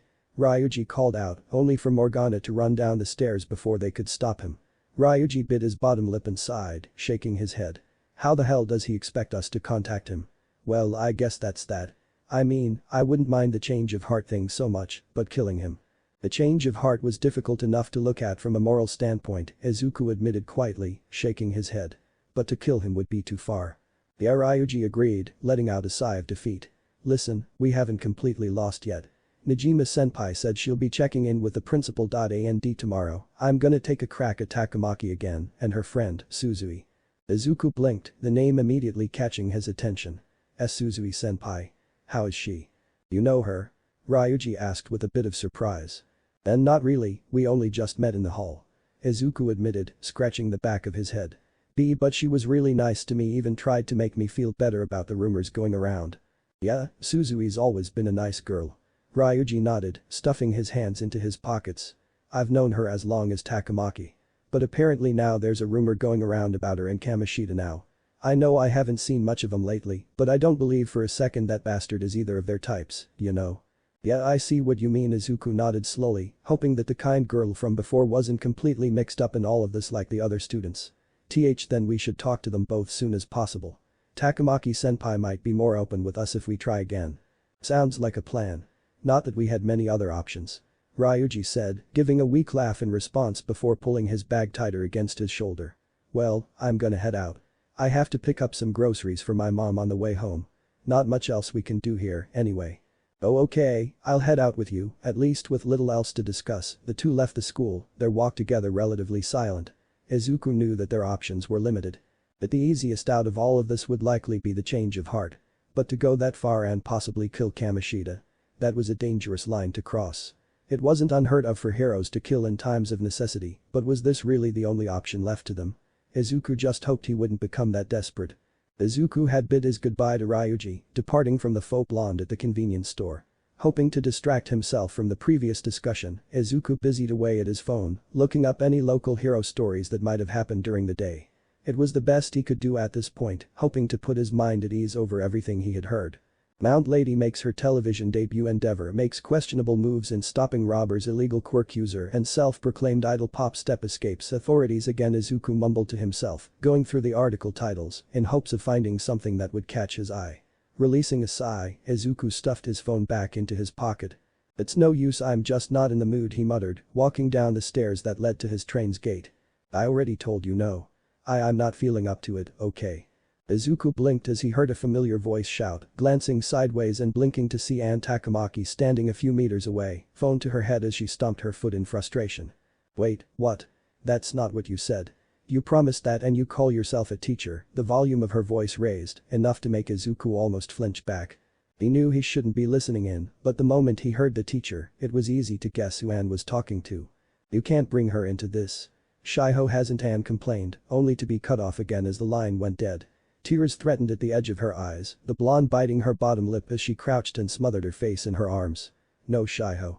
Takamaki-senpai, Izuku found himself calling out, nervously shuffling forward. Ann jumped at hearing her name, quickly wiping her eyes and standing up from her crouched position, glaring at Izuku. Were you eavesdropping? She asked in a dangerously low tone, Izuku gulping as he nervously tugged at his collar. Well, I mean we were kind of loud and I couldn't help but. Izuku stuttered out his excuse, having trouble thinking of an outright on the spot. It's none of your business. Anne snapped loudly, her volume causing Izuku to flinch back again. Seeing his reaction, Anne quickly felt a bit of guilt fill her, releasing a tired breath. I'm sorry, I shouldn't have yelled like that. Izuku was a bit surprised that Anne had apologized, but was quick to overlook her anger and nod. And no, it's okay, I'm sorry that I eavesdropped. Yeah, Anne nodded numbly, rubbing her arm. How much did you hear? Izuku considered his words carefully, not wanting to set Anne off again by bringing up something stupid. Well, I heard you were talking about a teacher, and Suzui-senpai. Shiho. Anne wilted as she said her best friend's name, gaze falling to the ground. Just pretend you didn't hear anything, okay? You heard nothing, she mumbled out, wiping away a new wave of wetness in her eyes. She didn't bother to say any more, deciding to turn around and run off. Takamaki-senpai. Izuku called out, reaching forward with one hand. She had dashed off toward the center of the station, Izuku faltering a bit as he watched her. He wasn't sure what to do at this point. Was it really his place to butt into her personal life? Then again, the cause of it was the same cause of a lot of other people's pain at the moment. Yellow Line is now arriving. Izuku looked back at the tracks to see his train pulling in. Glancing back toward where Takamaki ran off, he sighed and turned back to the bus. It's not my business. I shouldn't meddle in it, he told himself, snapping his eyes shut as he felt himself move forward. He thought that he was moving the right way, only peering out of his eyes through the cracks. It's not my business, he muttered again as he took one more step forward, now standing directly in front of the doorway. He spared one final look back at the stairs. He saw Takamaki descend, biting his bottom lip. Damn it. He cried out, pulling his bag tighter on his shoulder before dashing forward and hoping to catch up. Anne wasn't sure why she ran away from the first-year student like that. It had little to do with him in the first place. She couldn't just share her emotions with someone she met only days ago and barely talked to. He wouldn't be able to understand her. He was probably judging her like everyone else did. Sizing her up like most boys would. Looking at her like she was some sort of piece of meat that. Takamaki-senpai. Anne blinked, her eyes open, standing up from her crouched position in front of a support beam. She quickly turned around and wiped her eyes, giving a weak glare as she looked at Izuku. What do you want? Why are you following me? She asked with a more aggressive tone than she intended, but nonetheless stuck with it. She watched a green-haired teen wilt a bit under her scrutiny. Surprisingly, he seemed to gather his courage and shook his head. Because you look like you could use someone to talk to, Izuku lamely excused, his words causing Anne's eyes to widen slightly before turning her head away. Just leave me alone, stop acting so concerned like you care, Anne bitterly mumbled, trying to get the green-haired teen to back off. Her resolve weakened as she felt another swell of emotions, unable to hold back a light sob, as well as some water in her eyes that she quickly wiped away. Why don't we go somewhere else and talk? Izuku offered meekly, Anne turning back to him slowly to look in his eyes. She wanted to blow him off, to tell him that she just wanted to be left alone. But the sincerity in his eyes, the concern in his expression, the kindness in his words. All of it disarmed her for a moment. Anne's vulnerable state, causing her to fold. What's wrong with you? Anne muttered out, turning her head away from him again as she sniffled. Fine, just lead the way, Anne mumbled, turning so she could follow after the green-haired teen. Izuku didn't say anything at first, turning around and moving forward. Anne wasn't sure how far along they walked for, just keeping her eyes at his feet and being subconsciously mindful of where she stepped. They went up several staircases before finally leaving the station. Anne now recovered enough to look up and see where they were going. Izuku led her down Shibuya's main street, taking her to the Big Bang Burger. Anne took a seat while Izuku spoke to a waitress, only waiting a moment before he sat down across from her. It was silent after that, the blonde teen feeling no need to go along any further than she had already. Thanks to the little time before arriving, she had been able to rein in her emotions a little bit. But still, she wasn't so put together yet that she would up and leave.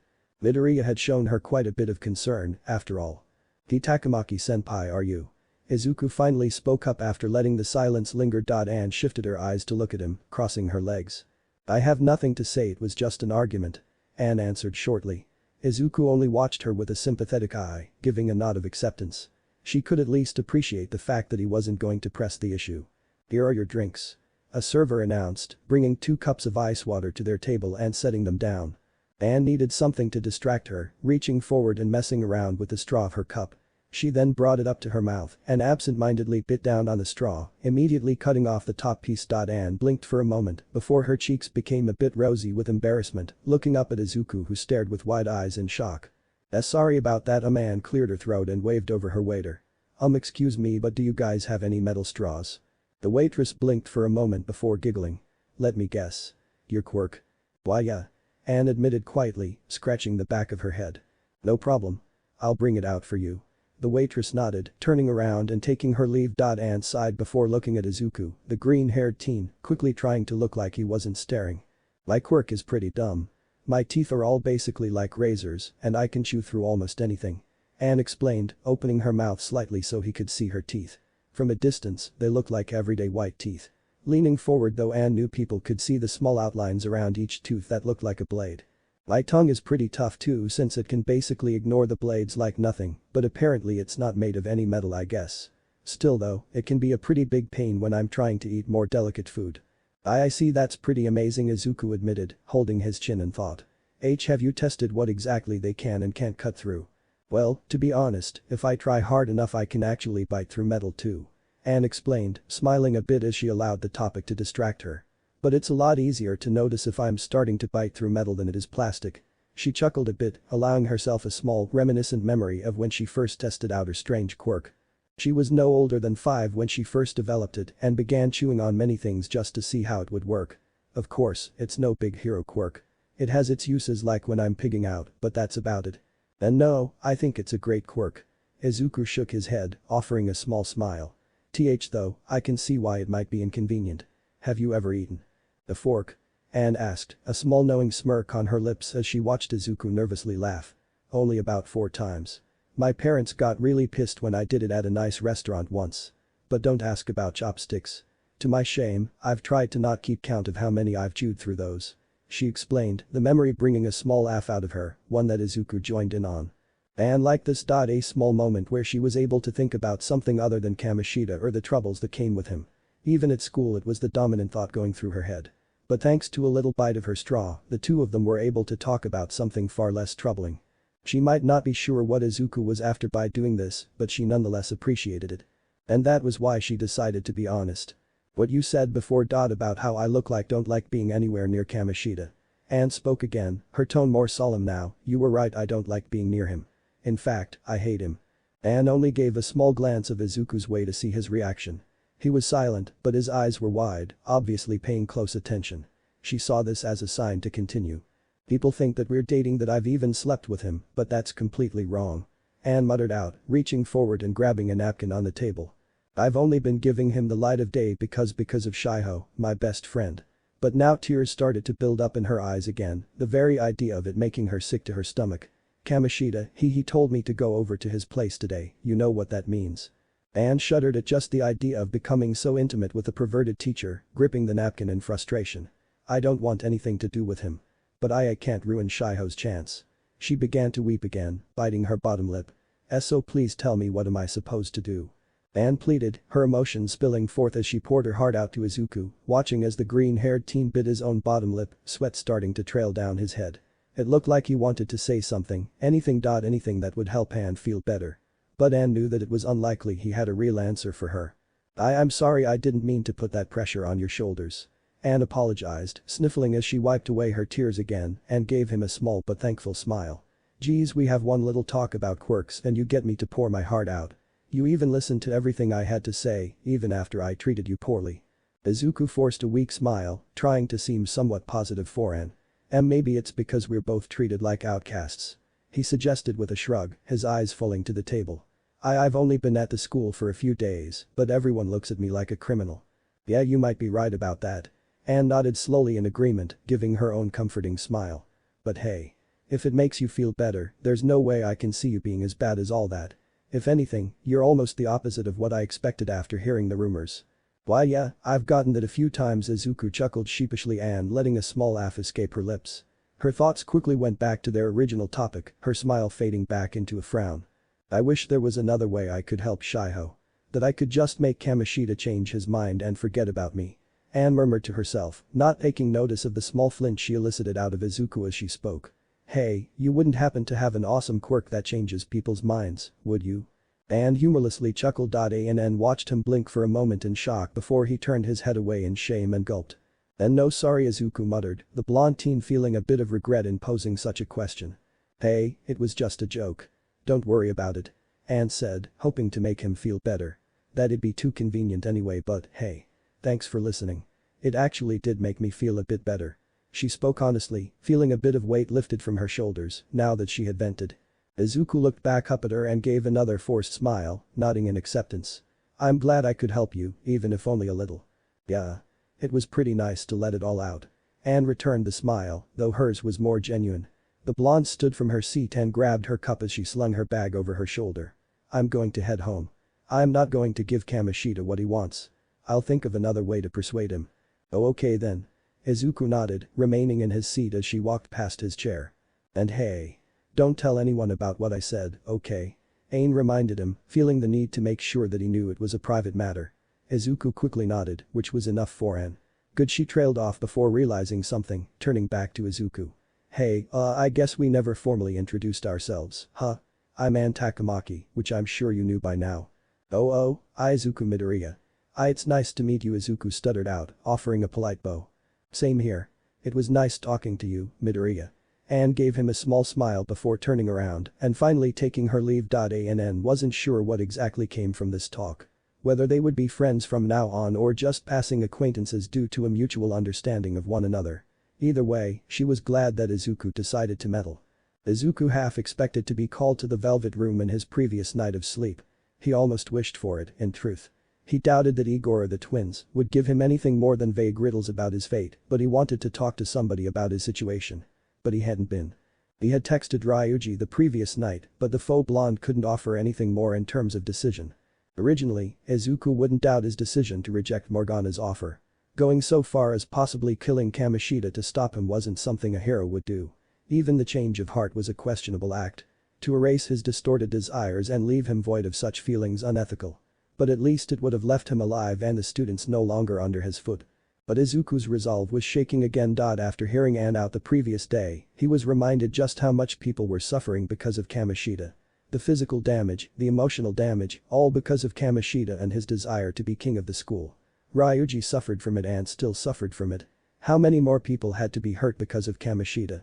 Izuku gripped his shoulder bag strap in frustration, clenching his teeth as he halted in the courtyard of the school. It had been a long morning and classes hadn't even started yet. Why can't a hero put a stop to this? He wondered in his frustration, but he knew the answer. This was a case far below their attention and pay grade. The police should be handling it. But that required a report from one of the students, proof of the acts. All of which Izuku didn't have to give. I see you're still stewing over it. Izuku blinked, his eyes open before quickly turning around, eyes landing on Morgana's cat form hidden in a nearby bush. Morgana-san. I can tell how much trouble it's giving you. So you should just accept my offer so we can get started. The sooner the better. Morgana chuckled with a smug grin on his feline face. Izuku felt a bead of sweat form on the back of his head, sighing as he looked away from Morgana.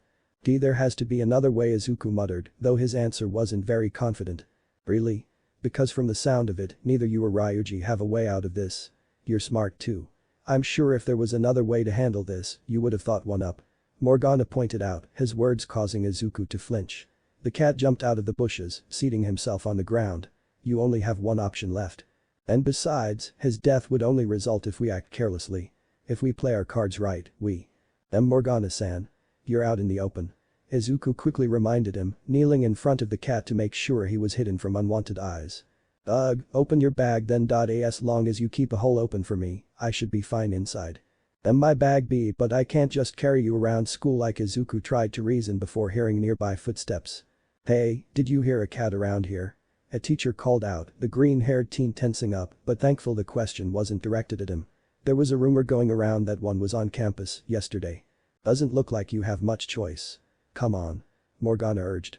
Izuku sighed in defeat, quickly dropping his bag and opening it up for Morgana. The cat slipped in easily enough, pushing his books and notes aside, so he was comfortably in the center. There we go. Now let's get going before you get caught with me. I'm not sure how I feel about this, Izuku sighed, picking up a slightly heavier bag and slinging it back on his shoulder and heading toward the stairs. Now, back to our previous discussion. We only run a chance of killing Kamoshida. Morgana continued from inside the bag, his head only popping out a bit from the zipper. That's if we mess up. If we do it clean and make a quick getaway, we won't have to worry about his death. How can you be sure of that, though? Izuku muttered in response, hoping he didn't look like the creepy kid who talked to himself. Not that it would really change the general opinion of him much. If we mess up. You have to be more confident, Izuku. I'm sure the heroes of this world have to worry about avoiding an accidental kill all the time. Do you see them dropping their capes just because of the risk of killing? Morgana reasoned, the green-haired teen blinking in response. What do you mean? Think of it. I'm sure that if used wrong, a lot of the quirks in society are fairly lethal, which I'm sure is a major criteria of most hero-class quirks. Morgana began, feeling a small bit of confidence in his reasoning. But the heroes of society know that and are able to keep themselves from doing such damage. They're careful with their powers. They know that one false move and it could mean someone's death. It's basically the same case with us. As long as we're careful and we make the right moves, we won't kill Kamoshida. Izuku opened his mouth to argue, but could see the point in Morgana's argument. Izuku hadn't thought of it that way.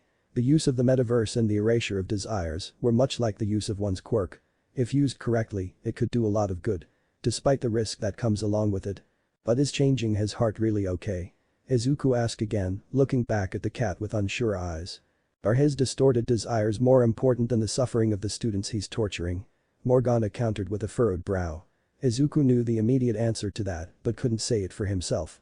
He turned his gaze away and sighed as he climbed the final steps reaching up to the third floor. As he turned a corner to head to class, he caught sight of a familiar further down the hall. He stopped in his stride, widening his eyes as he realized it was Shiho Suzui standing there, an empty look in her expression. Suzui-senpai. Izuku muttered out, though his words barely audible to the older teen as she slowly moved to the stairs further down the hall. Why is she going to the roof? Izuku thought to himself, gulping as he felt an anxious shiver go up his spine. Is everything alright? Morgana asked in concern, the cat pulling Izuku from his thoughts. You need to get to class, don't you?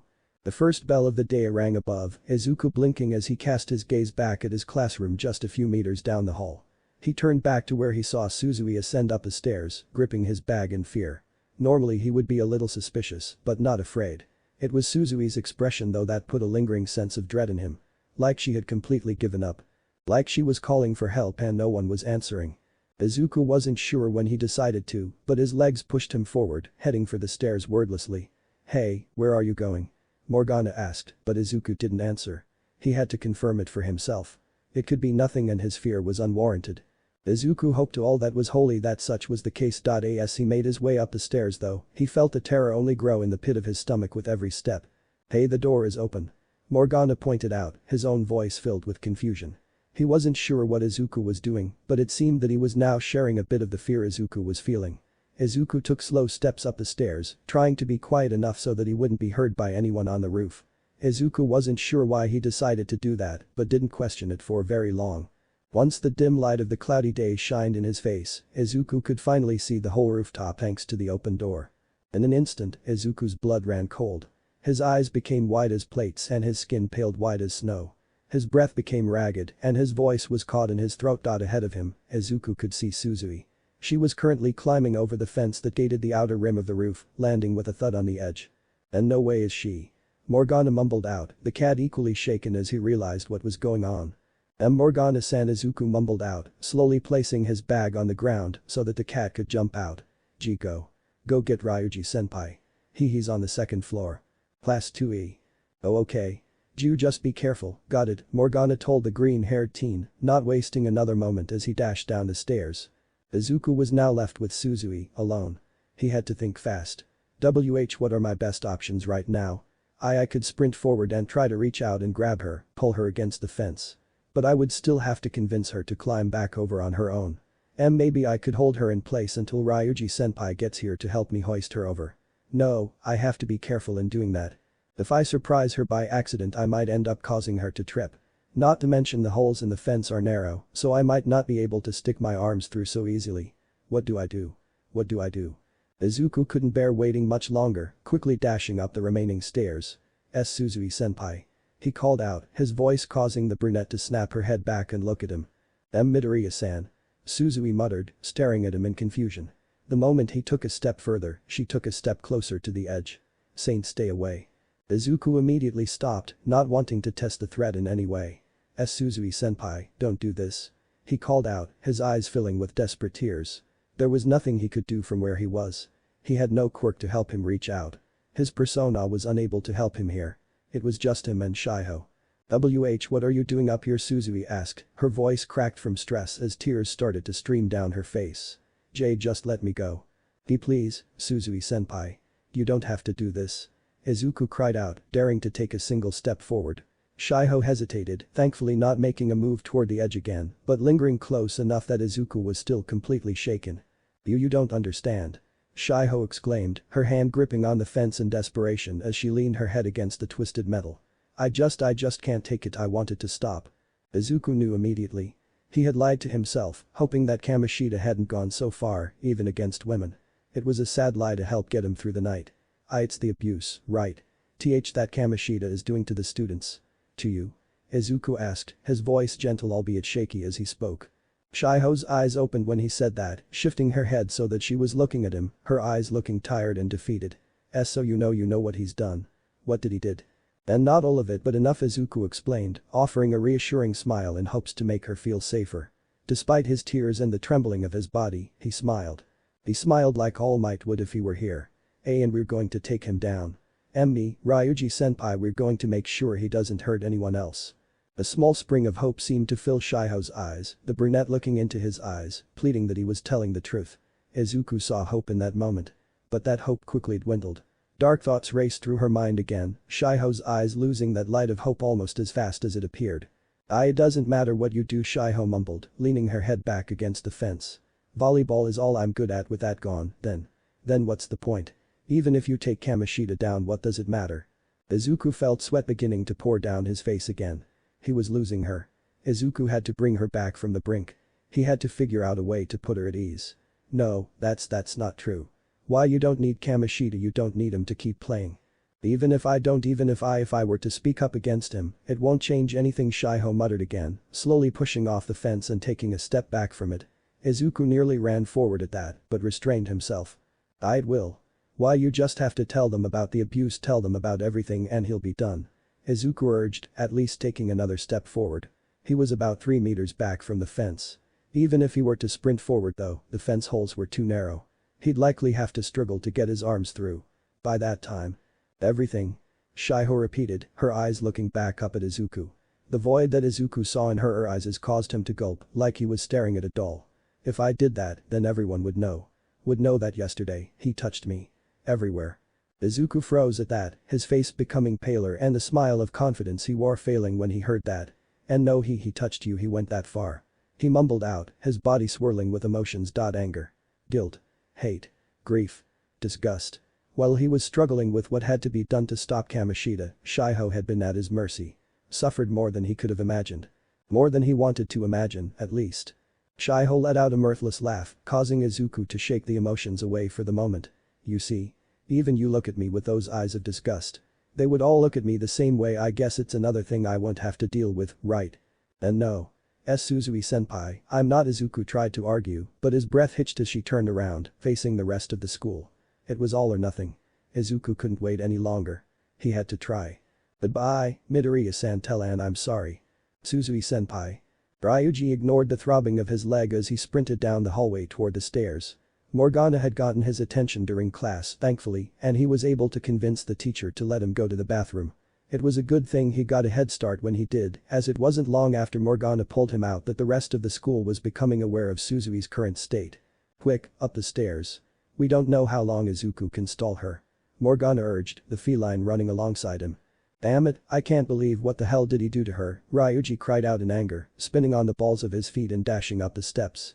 No one was around to block his way, and the teachers were probably just now finding out about it like the rest of the students. We're almost there. Morgana cried out as they made it up to the 3rd floor. Ryuji twisted again so that he was up the stairs as fast as his legs could carry him. He made it to the middle of the steps before he heard it. Hhhhh. Ryuji and Morgana froze, the scream having come from down the hall. More screams of similar nature echoed around them, Ryuji feeling sweat drip down his face. And no, it can't be, he muttered before quickly sprinting up the stairs again, swinging the half-open door out of his way. Izuku. He called out before freezing completely. Morgana climbed up soon after, the cat's expression becoming sullen at what he saw. Oh, no. Izuku was on his knees with his hands gripping at the fence desperately, serving as the only support that kept him from falling on the ground. The green-haired teen was sobbing uncontrollably, tears and drool slathering the ground in front of him as he choked out inaudible words, his head dipped low. Izuku. Ryuji called out, the sight almost causing him to cry on its own. I'm sorry, I see, couldn't save her. Chapter 9. Makoto drew a deep breath as she mentally prepared herself to enter Kobayakawa's office. She had taken the time to carefully pick her questions for him this morning. It was her free period, so she knew that she would be able to speak to him before the rest of her classes began. Looking at his door, Makoto found herself feeling restless, though. Izuku and Ryuji gathered enough information to know that each student was threatened into keeping quiet. That they were convinced that even the principal was aware of what they were suffering. Now it was Makoto's job to find the truth. The source of her apprehension, though, was the idea that the rumor was true. Several factors played into this. 1. If true, then their hopes of stopping Kamoshida decreased tremendously. 2. If Kobayakawa were to suspect something of Makoto and her questions, then she would become a target of Kamoshida's every scrutinizing eyes. And finally, it will completely overturn what trust she has in the school and its instructors.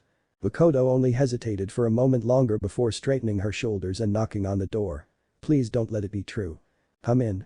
She heard a muffled voice bid her in, Makoto soon grabbing the knob and entering. The obese principal sat behind his desk, looking through several papers in his hand before turning a curt smile to Makoto. Ah, Najima-san. Good to see you. What can I help you with this morning? Good morning, Kobayakawa-sensei. Makoto smiled back formally, giving a bow. I'm dropping by because I have a very sensitive matter to discuss. She said, her voice becoming more grave as her expression fell into a more nervous look. Kobayakawa raised a brow at this but nodded, motioning toward one of the chairs. I see. Well then, please tell me what's on your mind. Makoto did as bid, taking a seat across from the principal. Well, you see recently I received some complaints about a teacher. Some very serious accusations, in fact, of abuse. Kobayakawa widened his eyes at that, leaning forward on his table as he crossed his arms on the desk. And who exactly are these students making such accusations? I'm sorry, but they wish to remain anonymous. Only until after you've promised to help will they decide to come out. Makoto suggested, keeping her expression firm as she lied. So I reassured them that I would come and talk to you first about that matter. I see, Kobayakawa hummed, looking down at his desk and thought for a moment before looking back up. Well, if I can help in any way, I will try my best. Who exactly is it that they're accusing of this alleged abuse? This is the moment of truth. I am reluctant to say this, but Kamoshida-sensei. It appears that he has been abusing the student as well as possibly others under his care on the volleyball teams. Makoto declared, brow furrowing seriously as she spoke. Kobayakawa looked tense the moment that Kamoshida's name was brought to attention, gulping as he looked to the side. Sweat started to glisten down his face. I see this is quite serious, indeed. And you are completely sure that they said it was Kamoshida-san? Without a doubt. Makoto answered shortly, his response making a bit of sweat trail down her brow. Please let it be a lie. I see, Kobayakawa hummed, closing his eyes in thought as he linked his fingers in front of his face. Perhaps then you might be able to handle this situation yourself, Najima-san. Makoto blinked owlishly at the principal, unsure that she heard that right. Excuse me, sir. No. Yes, as student body president, it is your duty to reassure the other students, correct? Kobayakawa suggested, giving her an expectant smile. A situation like this would explode on Shujin Academy if we let it get out of hand. It really is true. We don't need any unnecessary attention brought to our prestigious institution. We've been able to keep our name clean of such baseless accusations. Especially against one of our most inspiring instructors. The baseless, Makoto blurted out, standing from her seat. But sir, these students are. I'm sure that they are suffering a great deal, Najima-san. But perhaps they are projecting their worries and pain on their instructor rather than deal with it directly. Kobayakawa suggested, his half-assed excuse nearly causing Makoto to shout. She contained herself, held back her emotions and true thoughts as she always did, knowing her place as a student. Of course, bottling up such thoughts only made them hurt worse in the long run.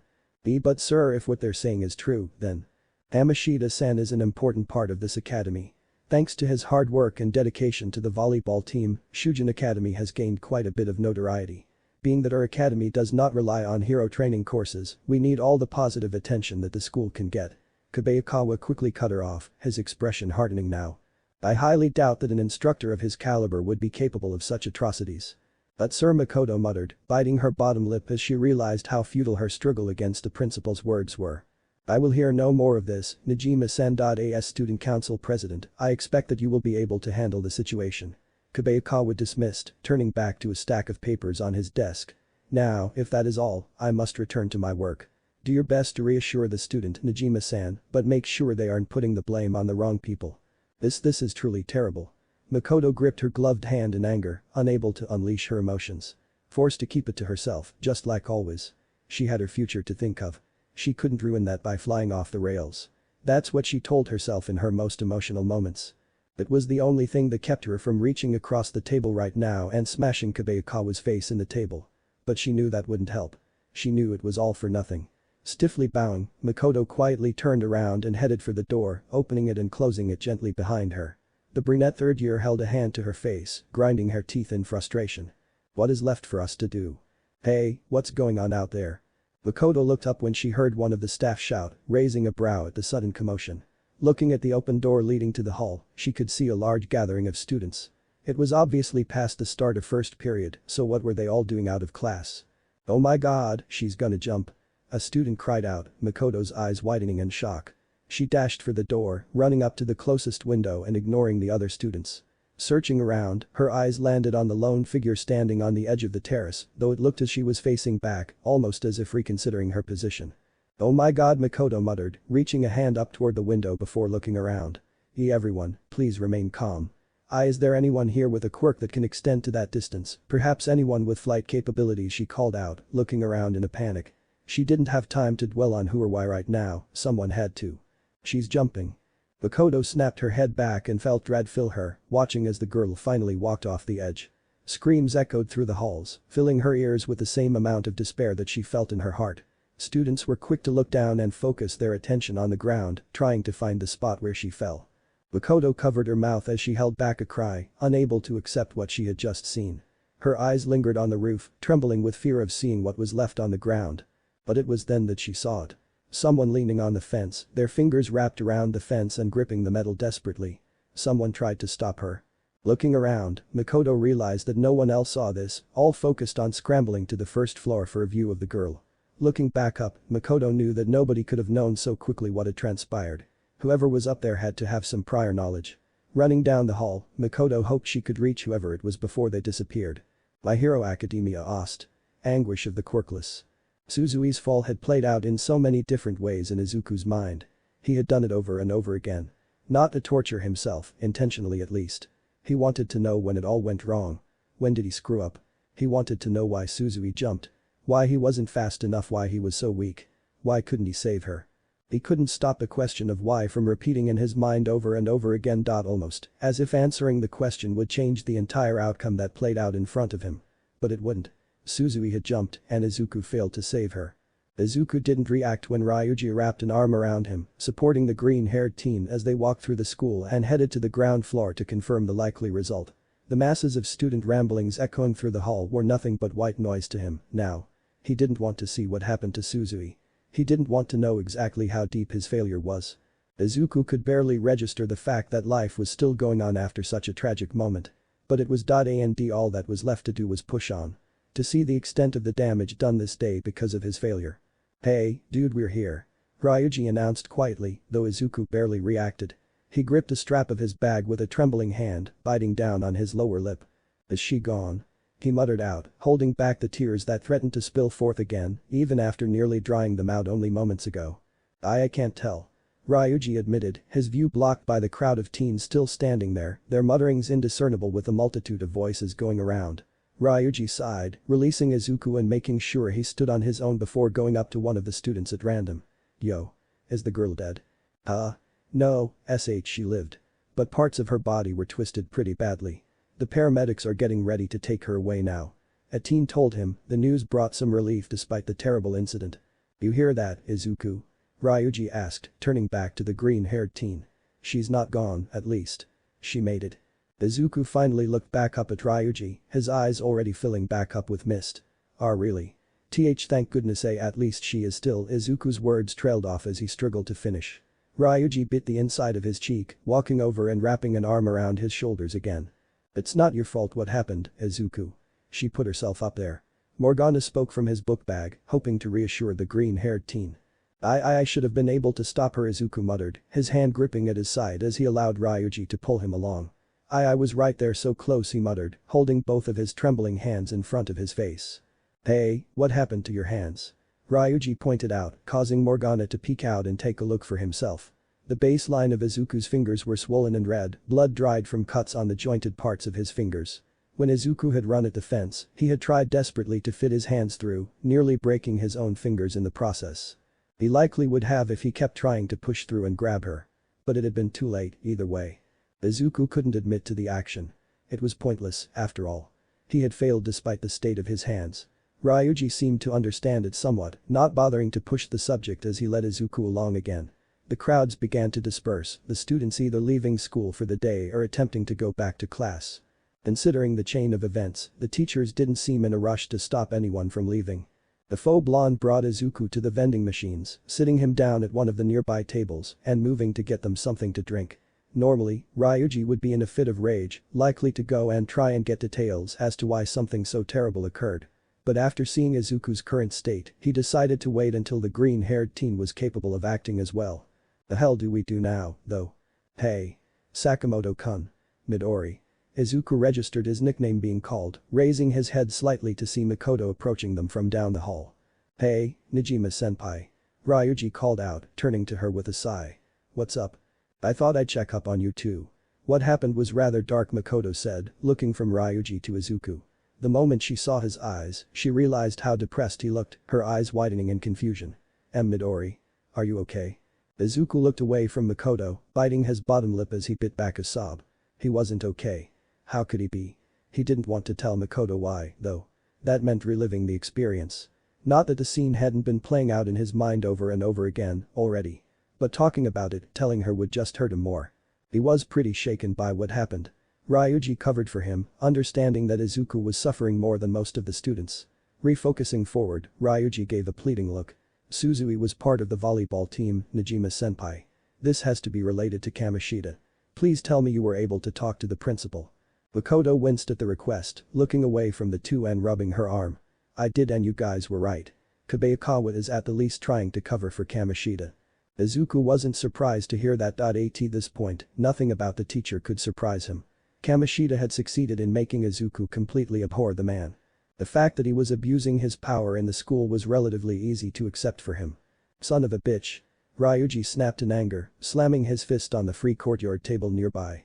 I can't believe that fat bastard is helping that piece of shit. Sakamoto-kun, calm yourself. Makoto urged, giving him a stern look. Getting more upset about this isn't.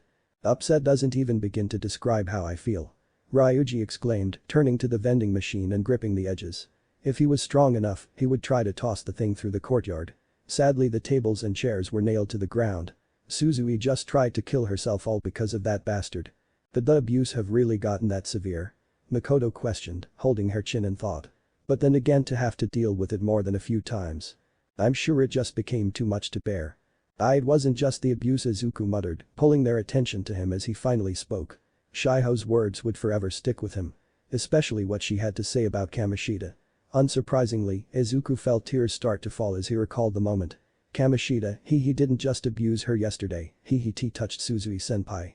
Wait, touched, you don't mean. Ryuji muttered, eyes widening after hearing the truth of the matter. Then no, that's disgusting, Makoto mumbled, holding a hand over her mouth as she felt her stomach sink. Midori, how do you know this? Izuku looked up into her eyes, tears still streaming down his cheek. I was up there trying to stop her from jumping, Makoto gasped at that, realizing who she saw was actually Izuku, after all. I saw her heading up to the roof on my way to class, and I could tell something was wrong. Slouching over, Izuku gripped at his hair in despair, frustrated enough that he could rip it out if he really tried. I failed, though I couldn't save her. Izuku was cut off when he felt arms wrap around his head and pull him against their stomach.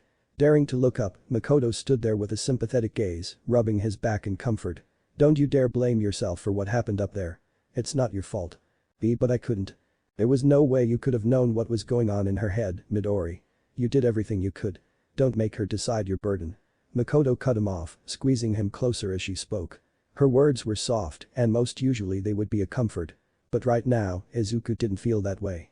Because he could have stopped this. Stopped Kamoshida before things had escalated so drastically. If only he had listened to Morgana the first time around. That's it, I'm done. Ryuji muttered, suddenly breaking the silence that lingered after Izuku's sobbing. No more of this shit. I'm going right up to that asshole and gonna get that shit out of him. He exclaimed, stomping past the two. Makoto hesitated for a moment, unsure if she wanted to leave Izuku like this, but knew that she had to step in. Wait, Sakamoto-kun. You're only going to make things harder on you and Midori. Makoto said, causing the faux blonde to hesitate for a moment before turning a furious glare her way. And what exactly do you expect me to do?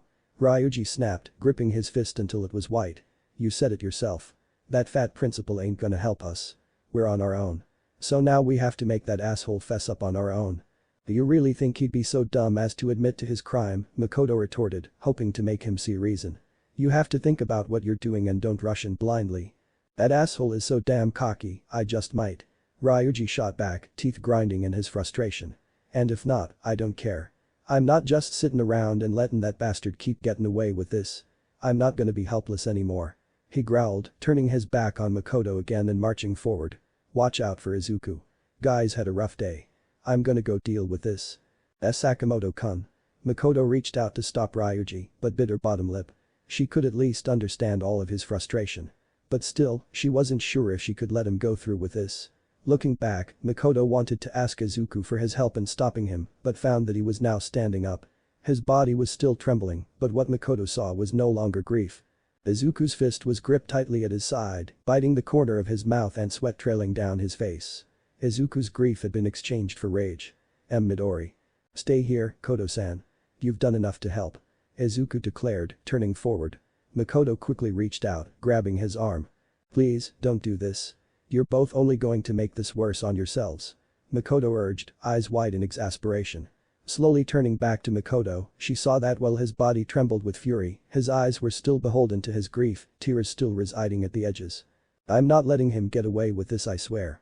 Izuku proclaimed, pulling out of her grip and sprinting forward. Midori. Wait. Makoto called out, but the green-haired teen was soon out of her range. Makoto's hand shook, anxiety and fear filling her now. She pulled her hand back to her chest and hugged her arms. Not only had she been unable to help them, Makoto was now resigned to watching as her friends jumped recklessly into the lion's den. She knew it was pointless to stop them, especially Izuku. That look in his eyes completely disarmed her. But still, she couldn't help but feel so pathetic. Why am I so worthless? Izuku was intelligent for his age. He wasn't socially adept, but he could read a situation and know the general outcome fairly well. And right now, only trailing a few meters behind Ryuji, Izuku could tell that the both of them were making a huge error in judgment. That Makoto's previous warning was accurate. That going directly to Kamoshida like this was almost pointless. That letting their rage out on the coach would yield no benefits to their cause. Yet, he continued to sprint through the school. Izuku ignored the sideway glances that he received. He needed to look Kamoshida in the eyes. Izuku needed to see the eye of the hurricane. Is this going to really help, kid? Izuku for whatever reason didn't feel surprised when he heard the voice of Carter in his mind. Catching his reflection in the window, it shifted into a transparent apparition of his persona, Carter's golden eyes staring back into his green orbs. Gulping, Izuku wasn't sure how to answer immediately. He wasn't sure if he had to answer the mask of his soul in the first place. But regardless, he did. I know the choice I'm going to make now. But I want Kamoshida to see it in me for himself. Carter was quiet, Izuku watching his persona for a moment. At the corner of his mouth, his plastered grin somehow grew. Then good luck, kid. I'll be seeing you soon. Show him that a hero doesn't back down. Izuku didn't look back at his persona, strengthening his resolve as he picked up speed and caught up with Ryuji. The blonde finally noticed him now, widening his eyes in shock. Hey. You don't gotta follow me, man. Today's been rough for you, and this is probably stupid as shit of me to do. But I gotta do it. We both do, Ryuji-senpai. Izuku declared, huffing as he kept running. Summoning what little hope he had left in him, the green-haired teen gave him as strong of a smile as he could. We promised to have each other's backs, right? Ryuji opened his mouth to argue, but couldn't say anything in response. Despite all of the messed up things to happen in the past few days, the one thing that gave him some hope was this first-year student he could view as his best friend. He'd only known Izuku for a few days, but he felt like he could stand by his side through anything. Alright then. Let's stick it to him. It wasn't long before the two came upon the PE faculty room, Ryuji not bothering with the knob and kicking the door open directly. Swinging to the side with a clang, the door revealed Kamoshida to be sitting at a desk against the wall, seemingly careless as he looked back at the two with a hardened gaze. Normally Izuku might have faltered a bit from those eyes, but right now his determination held strong. What are you two causing a ruckus about, now? Kamoshida sighed, acting as if the day was as normal as any other. If a girl he abused had not just attempted to kill herself. We know what you did, you sick bastard. Ryuji snapped in his unyielding rage. Stop sitting there all innocent like nothing happened because of you. Oh? You mean that poor girl who just jumped? Now what would any of that have to do with me? Kamoshida crowded in false innocence, giving the faux blonde a devious smirk. Sounds like a lot of hot air with nothing to back it up if you ask me. We know you did it. She told us. Izuku spoke up this time, teeth ground as he glared at the coach. Why you're not going to get away with this? You're supposed to help students, not abuse them. Oh? She confessed, did she? Kamoshida hummed with some amusement, standing from his seat and holding his chin. Sounds like the squabbling of a depressed girl who would do anything to keep her spot on the team. Not to mention you have no proof. You're right, I do help my students. But sometimes they take my generosity as granted and hope to abuse it. Don't try and bullshit us, Kamoshida. Ryuji growled, taking a step toward the coach. Izuku quickly reached forward, wrapping an arm around his chest, despite keeping his gaze fixed on Kamoshida. You can fool everyone else, but you can't fool us. We know exactly what you can do. Careful now, Sakamoto. Any closer and you might have another lesson about self-defense. Kamoshida sneered, looking down on the two like they were nothing more than peasants. Izuku could see the king version of Kamoshida in this man. Even outside of the world of cognition, he really was no different. Just far more withheld for public appearance. So, what's your plan then? Wait for that girl to wake up and tell everyone? Even if what you say is, hypothetically, true, who would listen to the ramblings of a suicidal brat? Not that she'll get a chance to really say anything. What does that mean? Izuku demanded, easing his grip on Ryuji as the blonde seemed to at least be stable enough not to try and attack the teacher again. The school just received a call. That poor girl took quite a painful fall. It looks unlikely that she's going to make it. Kamoshida declared, his voice poorly veiling his amusement of the situation as he spoke in concern. It's such a shame that Suzui might not make it. The poor thing. Izuku felt his face pale at the news. So it seemed that Suzui wasn't quite out of the woods yet. Surviving the fall with lingering mental health issues was going to be difficult, but at least she would have a chance to bounce back. Izuku wanted her to live. To see them take Kamoshida down. That someone was listening when she called out for help. You goddamn, Ryuji growled again, making another attempt to run forward. Izuku held him back again, his grip becoming stronger to make sure the blonde knew he wasn't letting go. Let me go, man. I can't take it anymore. We'll get our chance later, Izuku whispered to him, the faux blonde blinking as he looked back at Izuku in question. Izuku's eyes were shaded by his hair, sweat dripping down his cheeks. It took Ryuji a moment, but it finally clicked in his mind. He knew exactly what Izuku meant. Oh, you mean? What was that? Did you say something, brat? Kamoshida huffed, eyes now leering down at Izuku. Kamoshida wanted to make him jump, to see him recoil like a child just as before. Instead, Izuku looked back at him with a fire of determination in his eyes, brow hardened in anger. I was saying that you're not going to get away with this. Izuku declared, releasing Ryuji as he stood up straight and trembled in his rage. You've hurt too many people and caused Suzui-senpai to try to kill herself. You're not the king of this school, Kamoshida. Izuku's voice raised, his expression becoming more fierce as he pointed at the teacher. The students aren't yours to rule over. You will be stopped. Because no matter what, there will always be heroes around to put an end to your crimes. And they won't stop until all of your victims have been saved. Ryuji and Kamoshida were equally taken off guard by the conviction and fury in his voice, the glare of his expression causing them both to stare at him wide-eyed for a moment. Kamoshida quickly came back to his senses before a smile of amusement spread across his face, his twisted laugh starting to fill the air. Oh man, not a bad little speech there, brat. But you should take another look around. Do you see any heroes here? Anyone coming by to save the day? Kamoshida taunted, his expression maliciously taunting as he spread his arms out and looked around the room. In the face of it, though, Izuku stood strong. No one's going to swoop in and save the day. Not even heroes care about scum like you. When they come, you won't be able to stop them. Izuku retorted, his voice low this time rather than the previous volume. Kamoshida frowned in annoyance, huffing as he stood up straight. Is that right? Well then, I'll be sure that neither of you are when they come, at least. Kamoshida declared, turning his backs on the pair and walking back to his seat. Congratulations, kid. Because as of the next board meeting, you two will be expelled. Ryuji and Izuku both tensed at that statement, the blonde's eyes going wide in shock. What, you can't do that. Oh, trust me. I can. One delinquent and one former criminal. Who do you think they'll listen to? Kamoshida sneered, grinning back at them deviously. Enjoy your next few weeks. They'll be the last that you have at this school. You son of a, Ryuji began, but suddenly felt a tug on his blazer, snapping his head back to Izuku.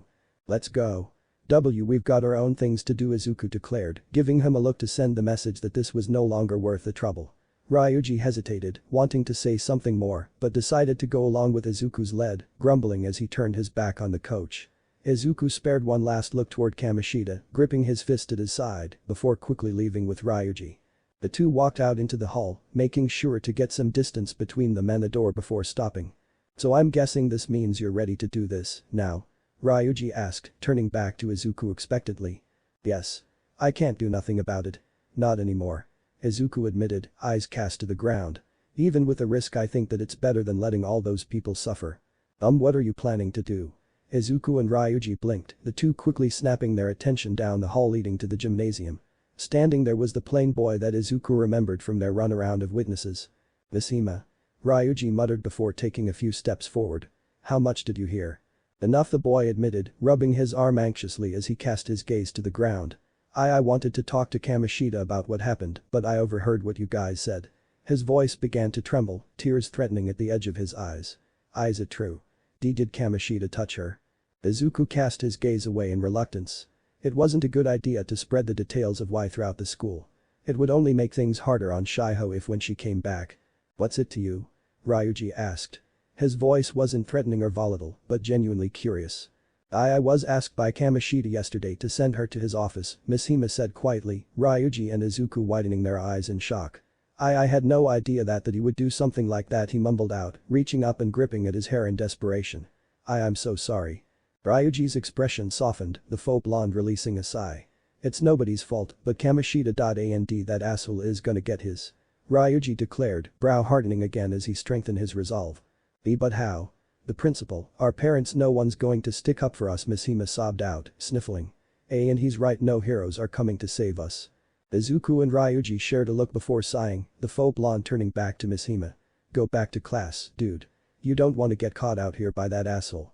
Mishima took a moment to continue trembling before quietly nodding, slowly moving forward and leaving the two behind him. Waiting for him to leave, Ryuji and Izuku turned back to one another. We should probably go back to class too, we don't want to drag any more attention to us, Izuku muttered, tightening his bag against his shoulder. Sounds like you two are finally ready to embrace my plan. Morgana declared, suddenly popping his head out of Izuku's bag. Ah crap. I completely forgot you were in there. Ryuji blurted, recoiling slightly from the cat. So I'm guessing you heard everything, then? Yep. And considering the circumstances, it's pretty obvious what we're going to do. Morgana smirked, looking down at Izuku. Have you settled the matter in your heart? Izuku frowned, looking down at the ground again. Yes, I have, but we can talk more about it when we leave. Alright, then. See you guys after class. Ryuji sighed, resigning to listen to Izuku's plan. Considering that if they suddenly disappeared during the day and Kamoshida changed, it would seem rather suspicious. What are you going to do, Morgana-san? Izuku asked, glancing back at the cat. I'll stick with you. Don't worry, I'll just stay well hidden. Morgana declared, causing the green-haired teen to deadpan. Regardless, Izuku resigned himself to carrying Morgana to class. So far he hadn't been caught, so he doubted that Morgana would be dumb enough to come out and make a fuss during his class. Moving toward the stairs, Izuku's thoughts drifted back to their plan. His reluctance in originally doing so was gone. Kamoshida had made it fairly easy for him to accept the possible outcome. But still, the thought of possibly killing Kamoshida still whispered in the back of his mind. Telling Izuku that regardless of their reasons or Kamoshida's crimes, would it really be right to kill Kamoshida? Of course not. Izuku didn't believe that for a second. But as Morgana had explained, there was merely a chance of such happening. If everything worked out, then Kamoshida would only confess his crimes out of overwhelming guilt. That would be the best case scenario, though. Izuku knew that it was best to be prepared for the worst possibility.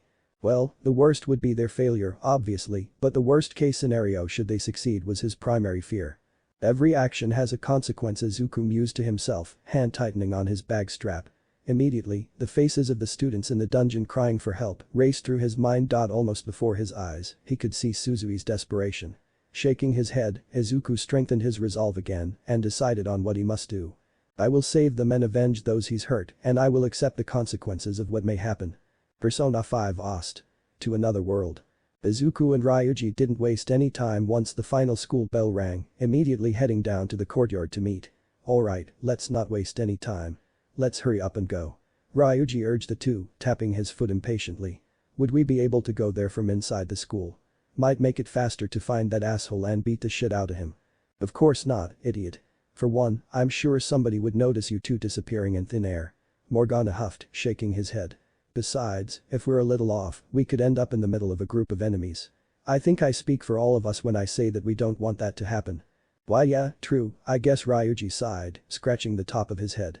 So, how's this gonna work? We just gotta go through the palace and find him, yeah? No, nothing like that. Honestly speaking, we don't actually need to fight his shadow to accomplish our mission. Though the probability of us fighting is high considering that the shadow will do anything to protect it from us. Morgana went on to explain, earning a hum of thought from Izuku. So that means there's something else we have to take from the palace, then. And if it's that important to the ruler, he'll likely have it behind heavy protection. Would he keep it in a vault or would he keep it close by so that he can always keep an eye on it? There's a lot to consider when it comes to. Dude. You're rambling again. Ryuji pointed out with a chuckle, his words immediately causing Izuku to fluster up and laugh sheepishly. Before we do this, I want to be completely sure. Are you both really ready to do this? Morgana asked, looking between the two of them from Izuku's bag. Honestly, I don't give a shit what happens to that asshole anymore. Suzui almost died because of him. Ryuji growled in acknowledgement, looking back up at Morgana. I'm in. I can't stand to think what he'll keep doing to students if this keeps up. I want to stop him, no matter what. Izuku declared, though his eyes fell to the ground. But Hey. The three were quickly interrupted, Morgana retreating inside of Izuku's shoulder bag immediately. Turning, both teens saw Anne standing there, eyes cast to the ground. I heard you guys are going to get expelled. Already that's spread, and Ryuji snapped, gripping his fist in annoyance. That son of a bitch didn't even wait a day before spreading that rumor. It's because you challenged Kamoshida, isn't it? Anne pointed out, eyes drifting back up to them and hardening. And now you're planning on taking him down, right? Ryuji narrowed his eyes, unsure what the platinum blonde was getting at. What's it to you? Ryuji-senpai, it's fine. Izuku spoke up, placing a hand on his shoulder before looking at Anne. His eyes were full of empathy, feeling Anne's pain. It might have been hard on him before, but Shiho was Anne's best friend. I am so sorry, Takamaki-senpai. Anne's eyes softened at that, her gaze shifting away for a moment as she fought back any more tears from falling. What matters right now is making Kamoshida pay. She reaffirmed, exchanging her grief for hate as she looked back up at the two. And if you guys are going to try something, I want in. Izuku and Ryuji both recoiled at that. While her sudden interest wasn't all that surprising, her involvement would be very problematic considering their plan of action against Kamoshida. Despite being taken off guard, Ryuji quickly hardened his eyes into a glare. No. What we gotta do is risky as hell. And it's got nothing to do with you. Izuku flinched at the harshness in his words, but knew what Ryuji was doing and stayed silent. In truth, Izuku believed that if anyone had a right to be here, it was Anne. But that didn't mean he'd willingly put her in danger. Please, Takamaki-senpai. We don't want you getting in trouble with us if things go wrong. You should know more than anyone how much this means to me. Anne exclaimed, eyes turning to Izuku and making him falter slightly. Shiho is my. Stay out our way. Ryuji suddenly blanched, doing his best to act cruel. You'll only make things harder on us, so don't get involved. Silence fell between the three again, Anne seething in anger as she had a staring match with Ryuji. Izuku gulped, the atmosphere thick enough to choke someone at this point. Finally Anne let out an irritated grunt before turning away, taking her leave of the three. Izuku and Ryuji sighed in relief, glad to have the moment ended. That was pretty harsh of you to do, Ryuji. Morgana said, popping back out of Izuku's bag. I had to make her go away. We can't bring her to the palace only to get put in danger. Ryuji sighed, scratching at his scalp in frustration. That's why we're not bringing Najima-senpai too, right? Why yes, Kodo-sen is strong, but the palace is a lot different than another person with a quirk, Izuku agreed, looking back up at the school building. I feel bad for leaving her behind after she offered us so much help, but I wouldn't put Kodo-sen in danger. Or put that responsibility on her shoulders. Well then, why don't we get going? We should move before something else tries to stop us. Morgana suggested, the two nodding in agreement and heading out the front of the school entrance. The three moved to the alleyway, giving them the privacy that they needed to move to the other world. I'm about to launch the app. You guys ready? Ryuji announced, glancing at Izuku and Morgana, who was now on the ground between them. Why yes. Let's do this. Izuku nodded in determination. Remember, once we get to the other side, we'll be phantom thieves. So we'll need to address each other as such. Morgana declared, glancing between the two in scrutiny. Right, you mentioned that before, huh? Ryuji hummed, looking up and thought. I guess if we're stealing his desires or whatever, that technically works. Plus it actually sounds kinda cool. Weren't you the one making fun of me for using the term the other day? Morgana complained, only for Izuku to step up between them. Gee guys, let's focus on our objective. Izuku quickly reminded them, both Ryuji and Morgana suddenly feeling ashamed for getting off track. Alright. Sorry. Ryuji sighed, pulling his phone back up. Alright. Let's do this. Launching now. He exclaimed, pressing the app on his phone. Immediately, the world around them pulsed before melting away, the atmosphere changing hue again like before. This time, all three were immediately shifted into their previous attire, Morgana now taking the original form that Izuku and Ryuji knew. Looking forward, Izuku could see the familiar and ominous castle of Kamoshida's shadow. Alright, let's tear this place apart. Ryuji grinned in determination, jogging up to the entrance. Wait, we should go over everything first. Morgana called out, groaning as he chased after Ryuji. Izuku trailed shortly behind them, eyes fixed on the castle and releasing a breath. There's no turning back now. We'll save everyone. What the hell? The three blinked and froze before quickly turning around, jaws dropping as they saw none other than Takamaki standing there, staring at them in confusion. WH what's going on? Why are you here, how did you get here? Ryuji blurted out, trying to figure out where they all went wrong. What Sakamoto? And is that you? Midoriya-kun asked, her questions building up by the minute. Takamaki-senpai, calm down. We can explain, so just as Izuku waved his arms desperately, looking to his friends for help. Ryuji stumbled on his words, unsure what to say. Morgana was distracted, to say the least. The feline was silent as he stared dreamily at Tan, causing Izuku to nearly fall over in disbelief. What is this place? Where are we? Anne asked again, looking around the area in uncertainty. Weren't we just at the school? I mean I see the sign, but what is going on? What the hell, Morgana? Why is she here? Ryuji said, turning his attention to the cat. Shaking from his lost thoughts, Morgana cleared his throat. It would seem that she was dragged in by that app thing along with us. She was likely close by when it happened. That makes sense. We were dragged in here the first time, too, Izuku hummed in thought, holding his chin. But still, that's pretty dangerous. We'll have to be careful next time not to accidentally bring anyone else in. Okay, explain to me what the hell is going on.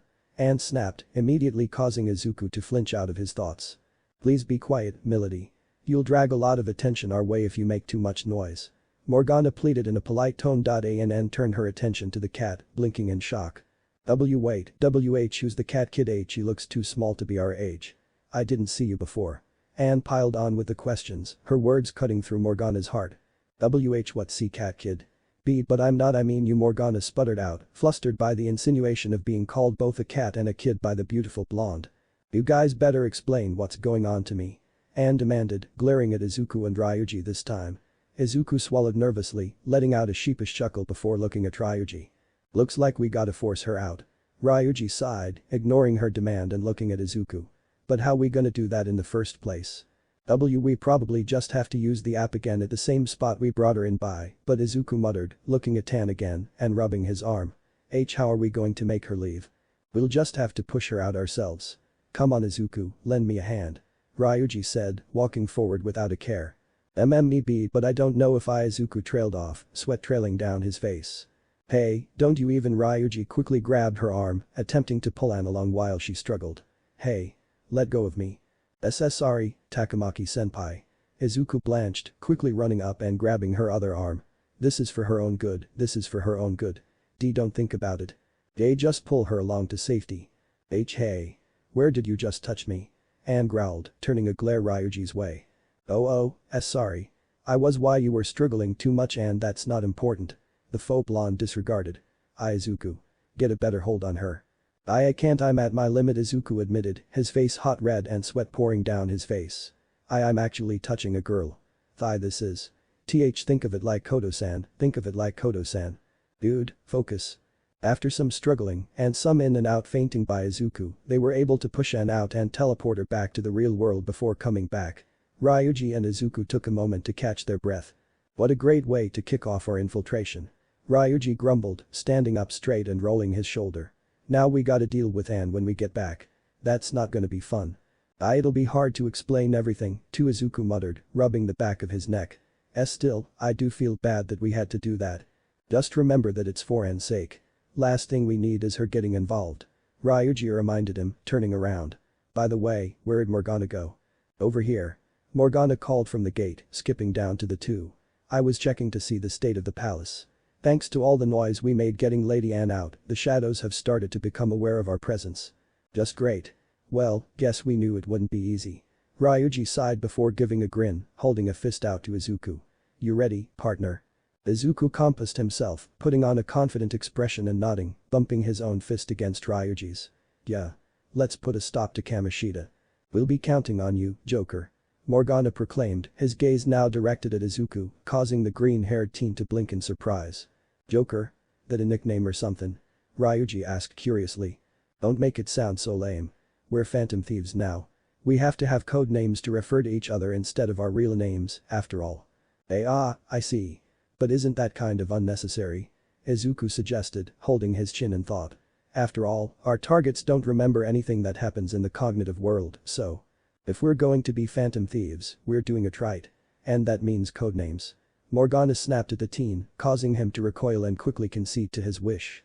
Besides, while the target might not remember our actions, running around yelling our real names might have some effect on the real Kamoshida.